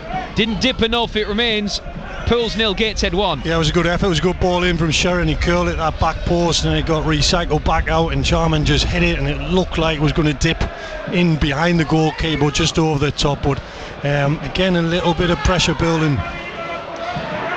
Thank you to Peter, the Hungarian Puli, who's been in touch. He says, dear Rob and Mickey, texting you to show that not only Gateshead fans write to you tonight, we will turn this match in our favour still. We just need to get that first goal back. Thank you to Peter, the Hungarian Puli. Now we're back. Peter invited us both to Hungary. He did, yes. So we'll take him up on that. Yes. The hospitality is on Peter. Spennymoor have taken the lead against Chester in the National League North. We'll keep you up to date with that as the evening goes, but Graham Lee's side with the advantage. It is a long throw here to Gateshead. Everybody back inside the Pools box. Gateshead leading by a 1-0. Brad Nicholson launches one into the area, headed away now by Coogan, helped on by Matty Daly towards Charman, edge of his own area, works the ball into space. Now Coogan. Sam Falarin is pointing to where he wants the ball on this near side, but the ball is firmly rooted in defence as things stand. Do you know what, Rob? Do you know what I'd be tempted to do if I would, and this isn't against anything against how he's played, but I might take McNally off and put an extra attacking wide player on as another person to get forward. Don't really need another defender on there, and just get another creative player on the ball. Thank you to Mike, the red car Pooley, who's been in touch. More on that shortly. A diagonal ball hit by Coogan, headed away only as far as Jamie Miley through the centre of the pitch. Now Sharon pointing where J. Ben should play the ball out to Charman, and he does just that. Charman just brought down there, nothing given from the referee as Gateshead look to work it away. Curtis Edwards, and the ball drops out for throw-in. So Mike, the red car Pooley, thanks for your text. He says, good evening, men. Magic to hear you back in the Vic, but it's the same sideways stuff we've seen from the current boss on the park for a decade. Thank you to Mike, who's been in touch there. So 69 minutes on the clock. Yeah, we brought Falarin on and we haven't got the ball to him, have we? Ever since he's come on, he's not really had any good balls into his feet where he can think he can run at someone or put a good ball in. He's trying his best he's even going right across now to get on the ball, but we just can't get the ball to him. And you wouldn't think that Gateshead are down to 10 men. No. Rhys McNally goes back to his goalkeeper, Nick Hayes. Pools kicking from left to right in this second half towards the favoured town end as Parks finds Miley at the base of the midfield. Now Parks once again. It's a long ball asking a lot of Charman, who will race and fight, and he's won it. Charman's done really well, rolls his studs over the top of the ball. He's been wrestled, pulled and twisted around, but he's outnumbered, and Gateshead win the throw-in. And Jamie Miley there is asking the question to the referee about a possible foul on Luke Charman, but the referee James Westgate just shakes his head. Yeah, I don't think it was a foul. I think it was a together, weren't it? But it was a good run from Charman, a good ball over the top, and he looks at threat, doesn't he? He looks like that might be where an equaliser could come from when he's twisting and turning and running at people. 20 minutes left to play on BBC Radio T's Sport. Myself, Rob Law, and Mickey Barron, our expert pools summariser, with you tonight. Now Daly down the left-hand side. Oh, good low ball into the area, but nobody there. Reid was too far behind. And it is a bitterly frustrating night. You can hear it, you can feel it here this evening. Max Coogan in possession. Every black shirt is back for Gateshead. McNally receives it on this near side, moving infield. Does a little skill, tries his cross, which is blocked. It will be a Pools throw. He did a very, very slow version of the Zinedine Zidane, like 180 spin on the ball there. Yeah, it was. Did McNally? It looked a little bit uncomfortable. As though like he didn't realise he was going to do it, but he got away with it, and he looked like Zidane for a second. A National League Zidane, maybe, or maybe not. There's Charman out to the left-hand side, finds Miley. Can Pools break Gateshead resolve here? Charman to Coogan as Gateshead sit deeper and deeper to the edge of their own penalty area. Falarin back to Coogan. He scans the pitch, he looks for a run. Runs are made, but instead he goes to Falarin, who beats his man. Sharon back to Falarin. This is bright, this is busy. It's lifted into the back post. Charman is there, it's cleared off the line. It rebounds onto McNally, and then it's cleared into touch for a throw-in. Pools thought they had the breakthrough, but they were denied on the goal line. And it's still Pools 0, Gateshead 1. Yeah, great ball from Falarin. He done a little bit of magic, didn't he? We wanted him to get the ball, and he showed us why there. Little trick, got little nutmegs, played a little 1-2, and his delivery was beautiful to the back post. Charman's done everything right to head it back down and just cleared off the line. But that's where you want Falarin to get the ball in those wide areas. And of all the people to get on the end of the ball, Luke Charman header. McNally into Falarin. This is better. It's into the 6-yard area at the front post and flashed wide. Did it get a touch? It did. It will be a Hartlepool United corner. And the pressure is really ramping up now on the Gateshead goal. Yeah, he looks a threat, doesn't he, Falarin? Since he's got on the ball in the last minute, 2 really good crosses. He looks nice and bright, and just keep giving him the ball. Corner to Pools. Their 4th of the night. Miley. Plenty of bodies in there, and it's headed over by Rhys McNally.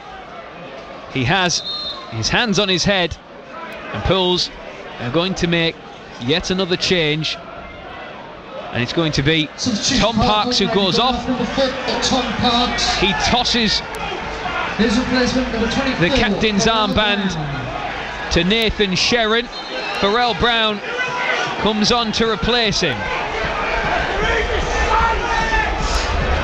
I think it's massive the next sort of 7 or 8 minutes for Gateshead. I think if they're going to go on and get something out of the game, they've got to get through to the 80 minutes, because as a player, if you get to 80 minutes, then you can see sort of the end of the game inside. They're under pressure, but they're having a little bit of luck with how the way the ball's falling. But it's a big 7 or 8 minutes for Hartlepool. They need to score pretty soon to go on and win the game. Goal kick then for Gateshead.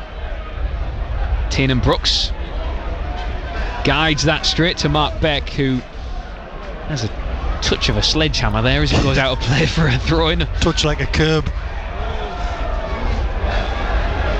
It's a bit harsh because he's playing well tonight. I agree. Pools in possession with Charman.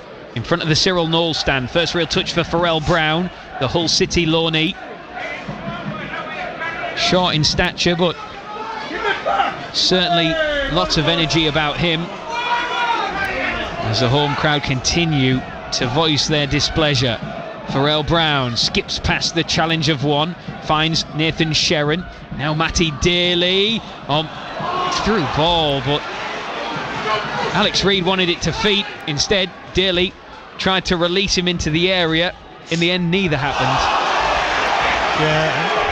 You see again though, when Hartlepool, the two centre-halves have the ball, it's 2v1 and both midfielders drop deep to get the ball. They don't need that. The Hartlepool defenders can deal with it between themselves and get out with the ball. Thank you to Erland, who's been in touch. He says Norwegian Pooley here, the other wing of the Hartlepool United International Supporter branch. He says Nicky must teach our guys to cross. It looks like they close their eyes and hope for the best. Lots of white shirts in the box, and nice to have you back in the stands. Thank you for that. Appreciate your messages coming through to us here this evening. It is Pools 0, Gateshead 1. Gateshead down to 10 men after goal scorer Louis Story was sent off at the start of the second half. That is the game so far. Pools in the first half. As they look to try and build here. Jay Ben nutmegs his man, finds Sam Falaran, quickly doubled up on. Back to Jay Ben, who is the outlet. That's a good cross. It's headed down and away to Mark Beck. Reece McNally tries to win it, wins it. And now a through ball down this left-hand side, and Gateshead are in here, and it's Chadwick. He's got Coogan with him. He tries to square it to Kenton Ward, but a sliding challenge there from Jamie Miley. That draws applause from your expert summariser, Mickey Barron, because Miley ran the length of the pitch to get on the end of that. Otherwise, Keaton Wards would have been there to slide it in for a Gateshead second. Instead, it's a corner, and it remains Pools 0, Gateshead 1. Yeah, that could be crucial. It's a tremendous effort there from Miley.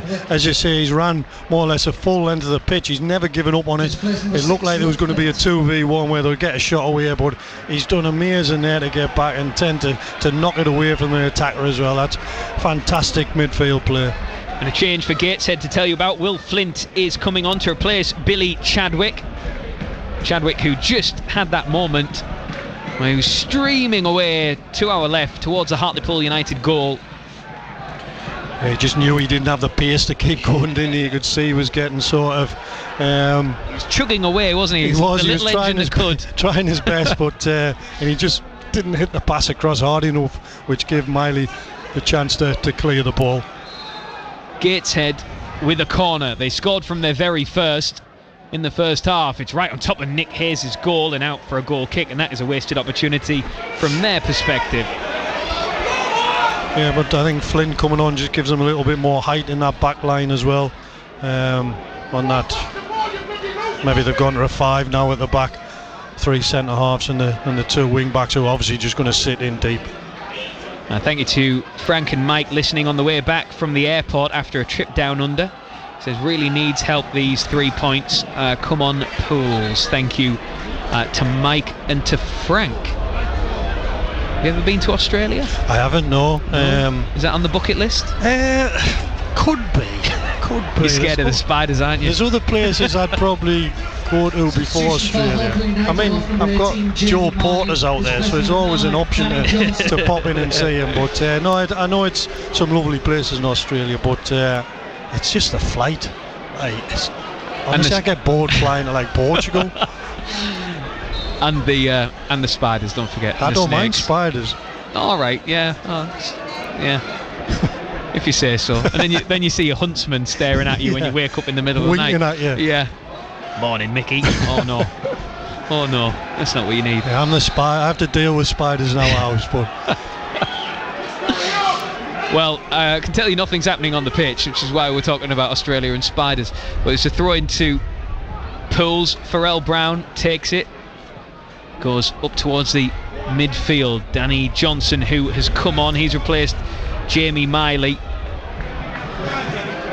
Curtis Edwards in possession for Gateshead, turning away and plays it straight out for a throw-in, much to the cheers of the Hartlepool United fans. Sherrin finds Jay Ben. Time is evaporating in front of our very eyes. We're into the 80th minute. Pools 1-0 down. Gateshead down to 10 men. Gateshead looking for their first win in 13 games. 13 straight defeats as Danny Johnson tries to win it, loses out to Curtis Edwards. Now Beck puts it over the top to Max Melbourne. Nick Hayes has come a long way out to deal with this, and he does, and he finds Nathan Sherrin. That opens up things a little bit. Now to Sam Folarin, right hand side of play, looks to try and beat his man. Nicholson is there, who slides in really well to intercept. Pools have to settle for a throw-in. Yeah, just overhit a little bit, didn't he, Folarin? That gave the defender a chance to slide. It was a good tackle, but Folarin just overhit his touch a little bit too heavy. Ben thinks about the cross, delivers towards Reid, gets two underneath it. There's a push there on Danny Johnson, who goes down, and the referee takes a look but gives nothing. Thoughts on that, Mickey Barron? Yeah, I think it's a coming together. I can see why people are asking for it, but again, I'd be disappointed if I'm a defender in that situation and give a penalty for that. Oh, Gateshead have won it on the edge of the area, but it's a foul on Max Coogan, and free kick to Pools, and now they're being encouraged on across the halfway line with Jay Ben. He goes infield to Folarin, who is running across the pitch, almost loses out to Melbourne, but Pools have it back. Pharrell Brown hugging the touchline in front of the Cyril Knoll stand, fires a pass in towards Danny Johnson, and saved it, rebound! Yeah! And Alex Reid finds a way through! 81 minutes on the clock! Pools far from their best tonight, but against the 10 men of Gateshead have poured bodies forward and finally broken the resolve of their northeast rivals. They've levelled it up, and there's still time to play yet. It's Hartlepool United 1, it's Gateshead 1, and Alex Reid makes it 2-2. Yeah, having two strikers up there, Rob, under two people in the box. Danny Johnson's got a turn, he's hit it, the keeper's made a good save. Dropped Alex Reid, who, because he's there in the box, gets a rebound and tucks it away really nicely. But I think because you've got those two players together, that's what happens. You can have that shot and then you pick up the rebound, and now come on, go on and win it. Well, Danny Johnson with the shot, saved well by Teenan Brooks, you have to say. Pools now have a man down. Looks like Jay Ben is struggling. A man in front of me just turned and said, they're a horrible team, aren't they, to play? They're a horrible team, Gateshead. But in a way, that is a compliment to them, because they've made this game a real scrap, a real fight. And when you are cemented to the bottom of the table, that is what teams have to do to survive, and that's what Gateshead are trying to do to survive.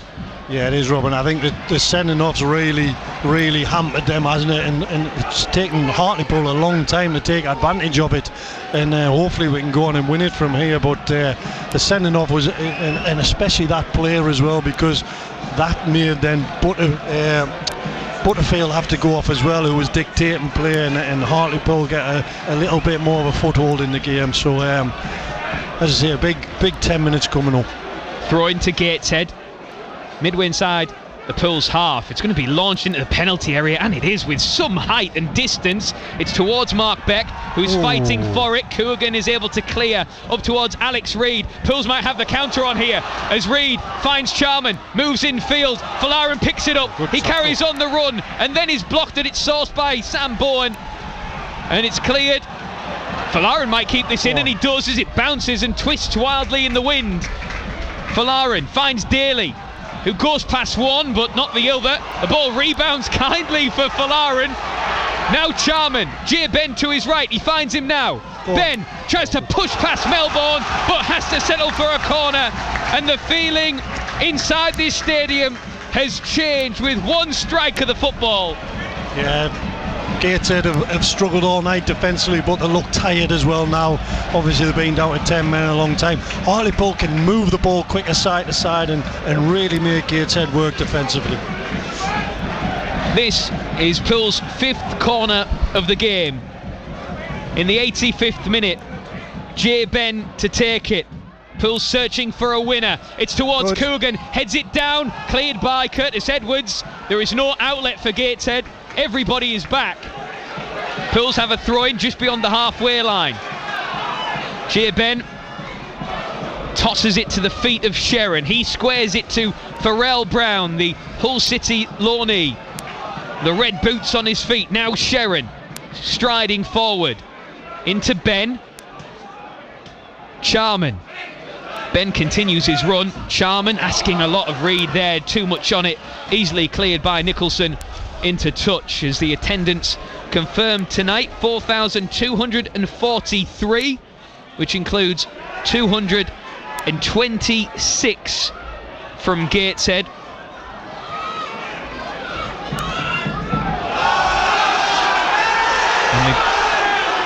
And the Heed following away to our left in the rink end as Sam Bowen hits a huge diagonal that goes straight out of play for a goal kick, as Chester in the National League North have turned things around against Spennymoor.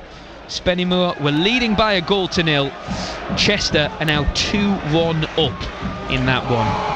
Two goals in 2 minutes. Having a tough time, Spike, at Spennymoor. They're struggling to win a game.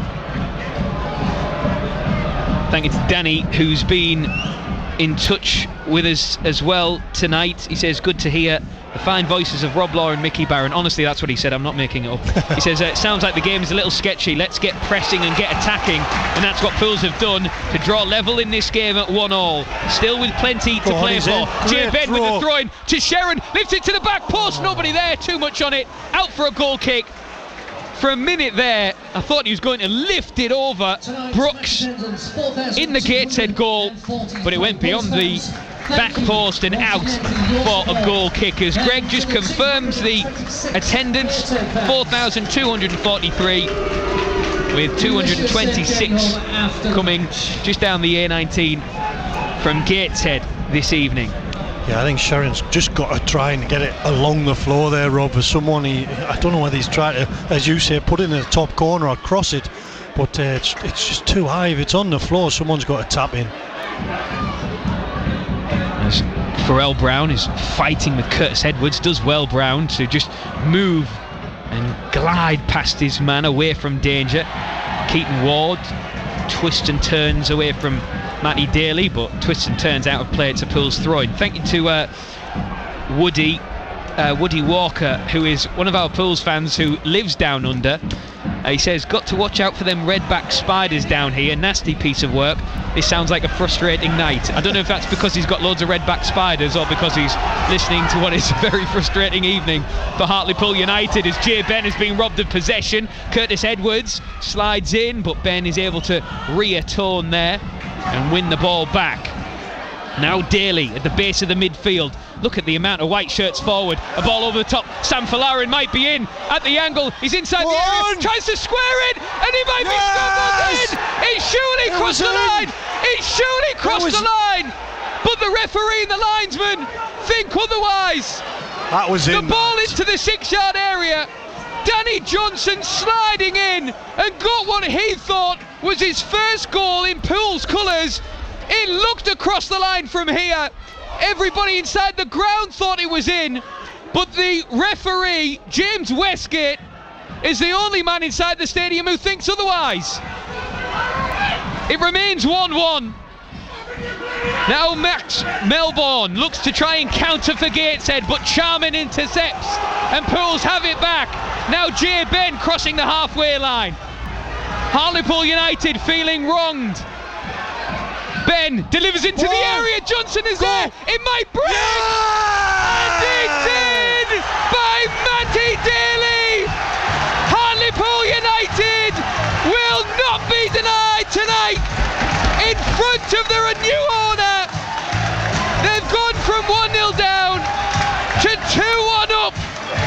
Gateshead reduced to 10 men. Danny Johnson moments ago with the ball, what looked like it was across the line and in. The referee thought otherwise, but Matty Daly has just made sure by driving the ball high into the back of the net.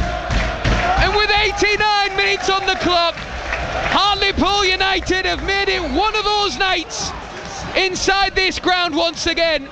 It's Hartlepool United 2, it's Gateshead 1.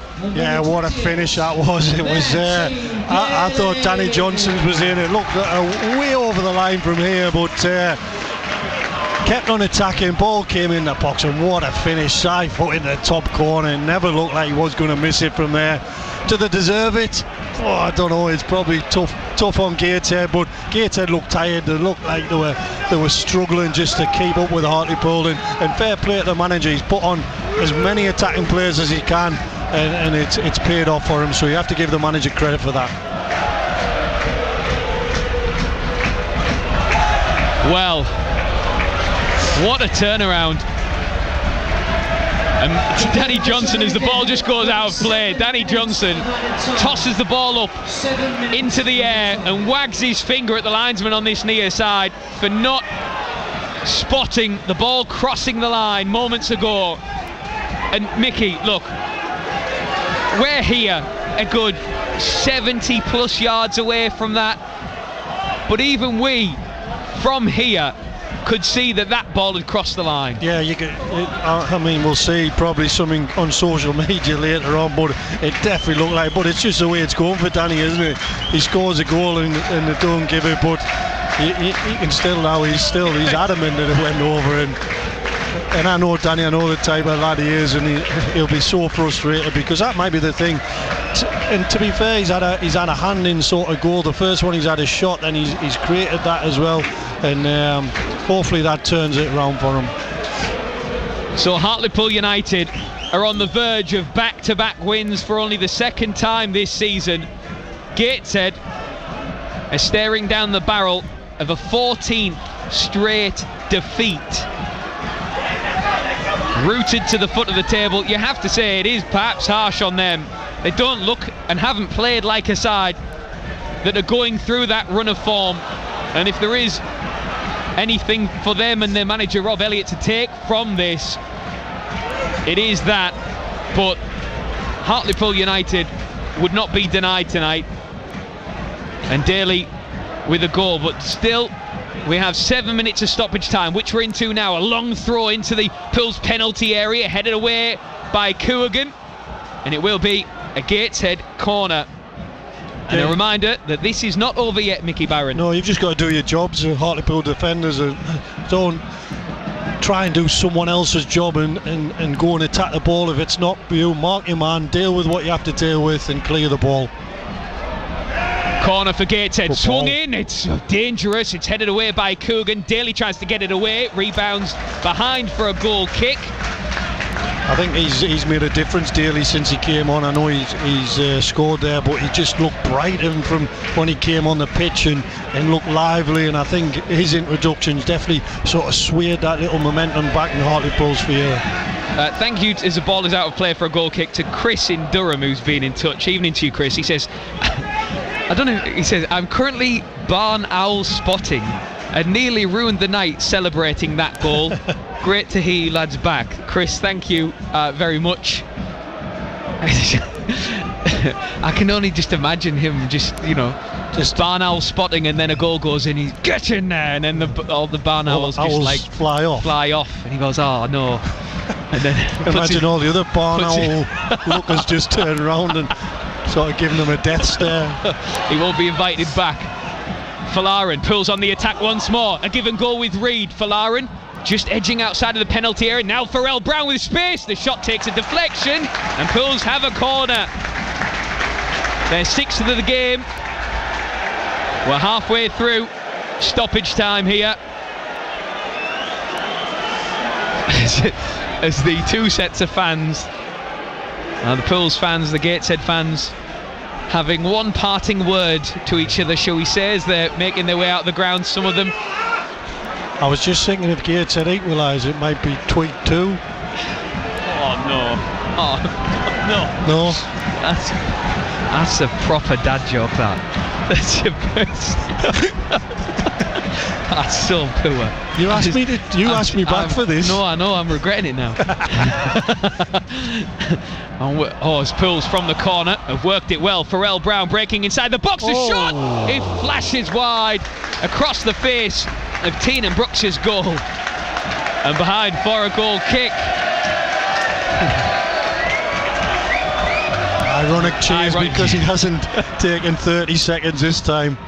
Yes, as Mark Beck finds Curtis Edwards, who keeps the ball in, does well, but he's going to overrun it, and Pools will just let that trickle out of play for a goal kick. Well shepherded there by Rhys McNally.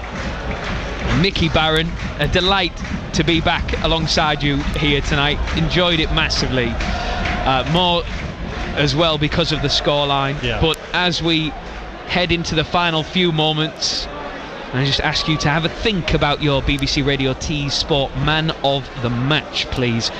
Don't give us it just yet, but who is in your thinking, do you think? Who's rattling round inside your brain as your Man of the Match? I think it's been tough, hasn't it? Because I think until probably the subs came on, I thought Charman did well first half. Apart from that, there wasn't really anyone that stood out in that first half, but the subs have definitely made an impact for Lauren when he's come on daily. And I don't like giving a man a match to a sub though, because I think it's a bit disrespectful to the players that started. So probably we'll have those three. Yeah, well, Falarin and Charman linking up on the far side. Danny Johnson is lurking over the shoulder of the last defender. Charman and Reid, a little give and go. The Olays are out as Pools win a throw-in over on the far side. We're entering the final 60 seconds. Some home fans are making their way off home. Some Gateshead fans have already left us this evening, driving back up the A19. Pools in possession. Charman holding off two black shirts by himself as Pools just trying to manage out these final few seconds. So Hartlepool United 1-0 down inside 11 minutes. A corner that was swung into the front post, headed in, glanced in by Louis Story. It was a really flat, disappointing, frustrating first half, but Pools were given some encouragement at the start of the second 45 when goal scorer Louis Story was sent off for a foul on Nathan Sherron, and from that moment Pools were able to get back into the game. Nicky Featherstone made the changes. Matty Daly shot wide before Sam Falarin's cross found the head of Luke Charman, his header causing issues, and then Danny Johnson thought he'd equalised when the ball scrambled across the goal mouth, but Pools would not be denied tonight. They've gone from 1-0 down to 2-1 up against 10-man Gateshead, and for the first time since 1954, Hartlepool United have done the league double over their rivals Gateshead, and Pools continue their unbeaten run against Gateshead on home soil. They haven't lost here against them since 1949, a run that is stretched now 16 games, but crucially Pools make it back-to-back wins under their new owner, and they move that little bit closer towards the playoff places. It wasn't pretty, it was definitely dramatic, but Pools come out on the right side of it, 2-1 winners, thanks to Alex Reid and Matty Daly. Yeah, it was a slog at times, Rob, wasn't it? I think Gateshead first half played really well. The sending off changes the aspect of the game, and credit to the manager as well. He changed the personnel, slightly altered the system, but he got a lot more attacking players on the pitch, and it just ground Gateshead down. Gateshead got tighter and tighter and struggled to defend, and two really good goals from Hartlepool. And you just have to be patient in those times when you're that team and one team's down to 10 and they're sitting in. Just be patient, and that's exactly what Hartlepool did. good 3 points to follow up with 3 points at the weekend, and that feel good sort of atmosphere, as you can hear around the grounds back, and that's a really important thing to follow up that 3 points last week. And again, yeah, it's not the best performance we've probably seen all season, but it's another 3 points. Your BBC Radio T-Spot man of the match? I thought the subs impacted the game really well, but I don't like giving a sub, so I'm going to give it to Charman, because I thought first half he was a real threat, and then second half he held the ball up well, he was coming inside. So Luke Charman, I think, man of the match today. Luke Charman, your BBC Radio T-Sport man of the match. So Pools did it the hard way, but that too is in their DNA. Louis Story with a goal for the visitors in the first half. A header at the front post, glanced in. Story from hero to villain, sent off in the second half for a foul on Nathan Sherron. And Pools huffed and puffed. They threw bodies forward. Manager Nicky Featherstone making numerous changes which impacted the game. Alex Reid with the goal before Matty Daly fired Pools in front and fired them to their second successive win under new owner Landon Smith. It ends Hartlepool United 2, Gateshead 1. Now, if Chris nearly spoiled his barn owl spotting expedition by celebrating the equaliser, he was back in touch to say, I've definitely scared the Owls away celebrating that goal up the Pools. Matty Daly's winner. Ashley and Craig say they're jumping around the sitting room when that second went in. No Owls in sight, thankfully, but they say get in. And the South Wales Poolies suffering in Cardiff. Playoffs, here we come. Well, suffering of sorts, because they might have made hard work of it, but they got there and got the 3 points, and that is all that matters. Yeah, definitely. I think this time of the year, when you're looking at those playoffs performances, yeah, you want every game to be a good performance, but 3 points is all that matters. You don't want to drop further down from those playoff spaces, and they've picked up 6 points in 2 games, and that all that matters at this time of year. You keep hanging on to the teams above you, hoping that they slip up, and it was good. It was exciting at the end when they score, and it's just great to be back here, and it's even better when the team win. Yeah, and the one thing it does, Paul, as well, is it just keeps it rolling, doesn't it? It keeps the belief there. It keeps the optimism there. There's been a lot of change at this club in the last couple of weeks, and surely there is more to come as well. But under new ownership, it's all they could have asked for, really, is the fact that, okay, yes, they made hard work of it, but once again the fans are leaving here, and they stood, many of them just streaming out in front of us now, and all with smiles on their faces, all going home and sort of dancing out the stadium as they do so, having got one over on their local rivals. But it just keeps that positivity around this football club for that little bit longer, and it might even encourage even more to come back and to really buy into this new beginning of Hartlepool United as a football club, Nicky. Yeah, and I think fans probably go home and forget the first 70 minutes and just remember the last 20 minutes, and you scored 2 goals. Forget about what we played, and then just concentrate that we won the game, we scored 2 goals, we beat Gateshead, and we're still hanging on to those playoffs. And I think that's a fan's way of thinking about it, isn't it? Like, pundits and probably the staff themselves will look at the game and do everything, and allies and everything to do for that, but fans are happy to go home because they've won. Absolutely.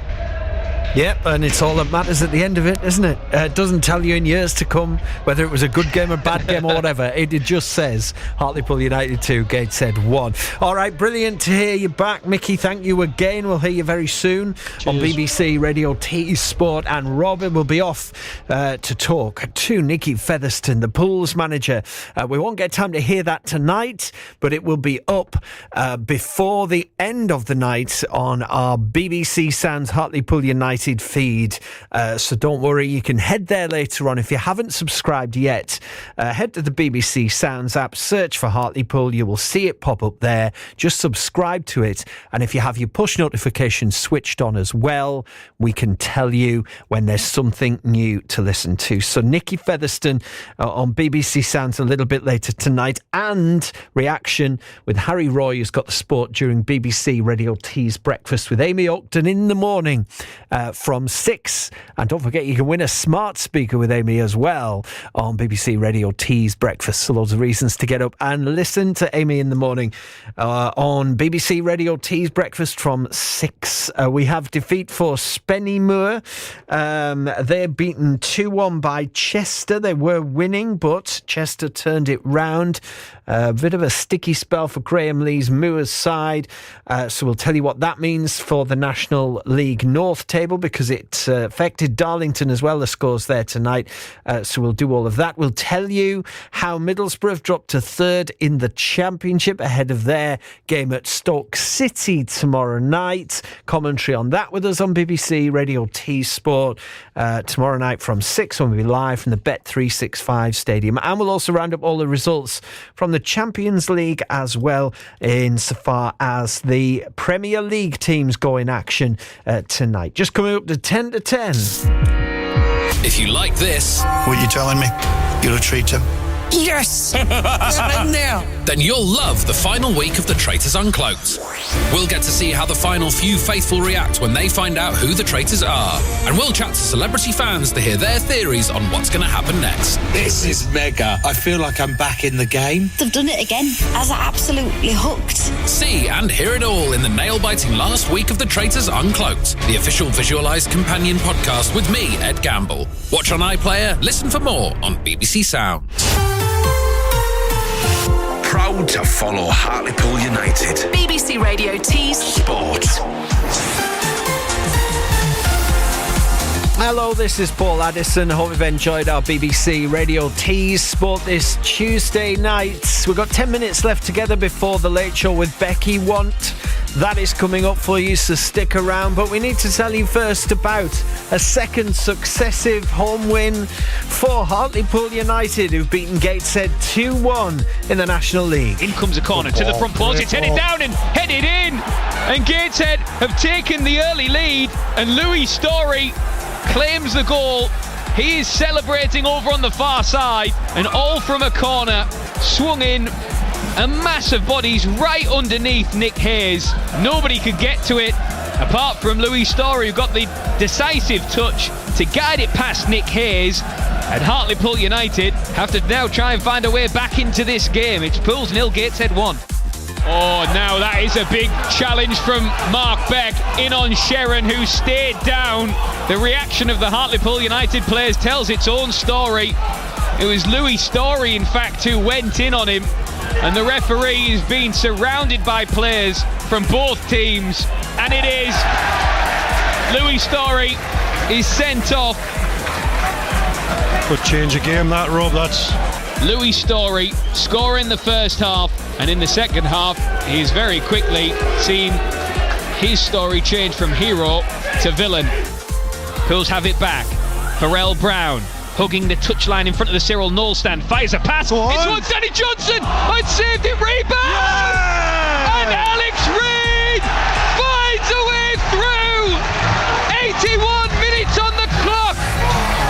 Pools far from their best tonight, but against the 10 men of Gateshead, have poured bodies forward and finally broken the resolve of their northeast rivals. They've levelled it up, and there's still time to play yet. It's Hartlepool United 1, it's Gateshead 1, and Alex Reid makes it 2-2. Ben delivers into the area, Johnson is there, it might break, and it's in by Matty Daly. Hartlepool United will not be denied tonight in front of their new owner. They've gone from 1-0 down to 2-1 up. Gateshead reduced to 10 men. Danny Johnson moments ago with the ball, what looked like it was across the line and in. The referee thought otherwise. But Matty Daly has just made sure, by driving the ball high into the back of the net, and with 89 minutes on the clock, Hartlepool United have made it one of those nights inside this ground once again. It's Hartlepool United 2, it's Gateshead 1. Oh, what a wonderful night for Hartlepool United then. They made hard work of it. Rob Law and Mickey Barron with the brilliant commentary on Hartlepool United 2, Gateshead 1. Elsewhere in the National League, Bournemouth 1, Scunthorpe 3, Southend 4, Eastleigh 1 and Truro 3, Brackley 3. In the Championship tonight, Charlton 1, Derby 2, Coventry 2, Millwall 1, Ipswich 2, Bristol City 0, Oxford 0, QPR 0, Preston 0, Hull 3, Sheffield Wednesday 0, Birmingham 2, Swansea 3, Blackburn 1, West Brom 0, Norwich 5, and into added on time, Wrexham 1, Leicester 1. One game in League 1, Stevenage 0, Bolton 0. In the third round of the FA Cup, Salford City 3, Swindon 2. And in the Champions League league stage matches in the games involving Premier League sides, Bodo Glimt 3, Manchester City 1, Inter Milan 1, Arsenal 3, and into added time, Tottenham Hotspur 2, Borussia Dortmund 0. And in National League North, Joel Mitchell. it was Spennymoor Town 1, Chester 2. You can get all the full-time scores and details on the tables on the BBC Football website. Proud to support our local football teams. BBC Radio T's Sport. Have your say on the game. Give us a call 08000 85 95 95. Text 81333 and start your message with Tees. Tweet at BBC T Sport. Email tees.sport@bbc.co.uk. Or WhatsApp 08000 321 333 and start your message with Tees. Get in touch with BBC Radio Tees Sport. So Pools are 8th in the National League. They've got 43 points from 28 games, 2 behind Southend in that last playoff place. They have 45 with 3 games in hand. In National League North, Spennymoor Town are down to 15, 34 points, 6 from the playoff places. And as a result of other games tonight, Darlington have dropped out of the playoff places. They're 8th on 39 points, a point away from the top 7. And in the Championship, Middlesbrough have dropped to 3rd after the other games tonight. Ipswich up to 2nd. Coventry are top 58 points. Then Ipswich on 50. Ipswich have played a game fewer than Coventry.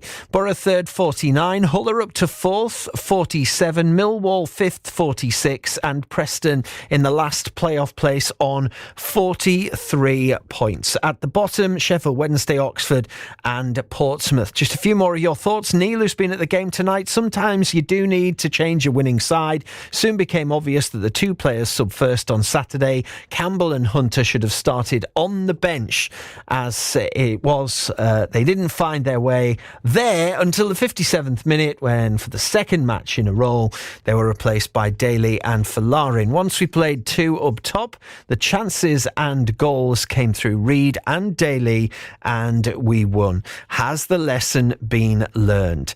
Finally, thanks to the large number of Dutch PSV fans who made so much noise in the town end. That is Neil, who has been at the game tonight in the town end. And Jack Simoes, leaving the Neil Cooper stand, says Pools don't win things easy, do they? 8th, 2 points from the playoffs. Our last can come again. It's first time watching Pools. We've won. She's driving me to Stoke tomorrow too. Borough dropped to 3rd. Unbelievable how they're only 6 points above Wrexham in 7th. It is so tight in the Championship. We're keeping an eye on that Wrexham game because it was a late kick-off there at the Racecourse Ground, and that is now full-time at 1-1. Wrexham were leading by 1-0 for a long period of that game, but they had to settle for a point in the end. And so they have 41 points. There are 4 teams, by the way, including Stoke, who Borough play tomorrow, on 41 points. Jack, quite right to say that the Championship, living up to its billing as it always does, as being bonkers. In fact, right down to 12, 40 points QPR in 12th. So yes, it is all shaping up. All of which means that Middlesbrough could do with winning at Stoke tomorrow night. They could do with winning, obviously, at the best of times, as can all of our teams. But Borough then dropping down to third. And, of course, they'll have played a game more than both Ipswich in second and Hull in fourth by the time they've played tomorrow night. Stoke, I beg your pardon, for their part, are seventh, 41 points, 2 points from the playoff places. I mentioned our Hartlepool United feed on BBC Sounds. We also have a Middlesbrough feed, of course. So you can subscribe to that one too if you haven't already. Hector's been on. He said, why won't Nicky Featherstone put a more attacking side out at home? That game needn't have been that difficult. Thank you, Hector, for that. Love to hear from you. Couple of results from the Northern Premier League tonight in the Premier Division. They're playing a ridiculous amount of added on time. They must have had an injury, but it's Hebburn 3, Whitby Town 1 in that game there. And elsewhere in the East Division, it was Blythe 4, Newton Aycliffe 2 and Silsden 0, Redcar Athletic 1. So Redcar Athletic extend their lead at the top of the table in that one. All the scores and all the reaction as mentioned as part of BBC Radio T's Breakfast in the Morning. Harry Roy will be along with your sport when Amy Aucton is here from 6, and interviews with Nicky Featherstone and hopefully a pools player on our BBC Sounds Hartlepool United feed later on. Borough at Stoke tomorrow night. Join me for that from 6. Becky Want is next. Good night. On the BBC Sounds app, on your smart speaker, Play BBC Radio Tees, and on your radio. The sound of where we live is BBC Radio Tees.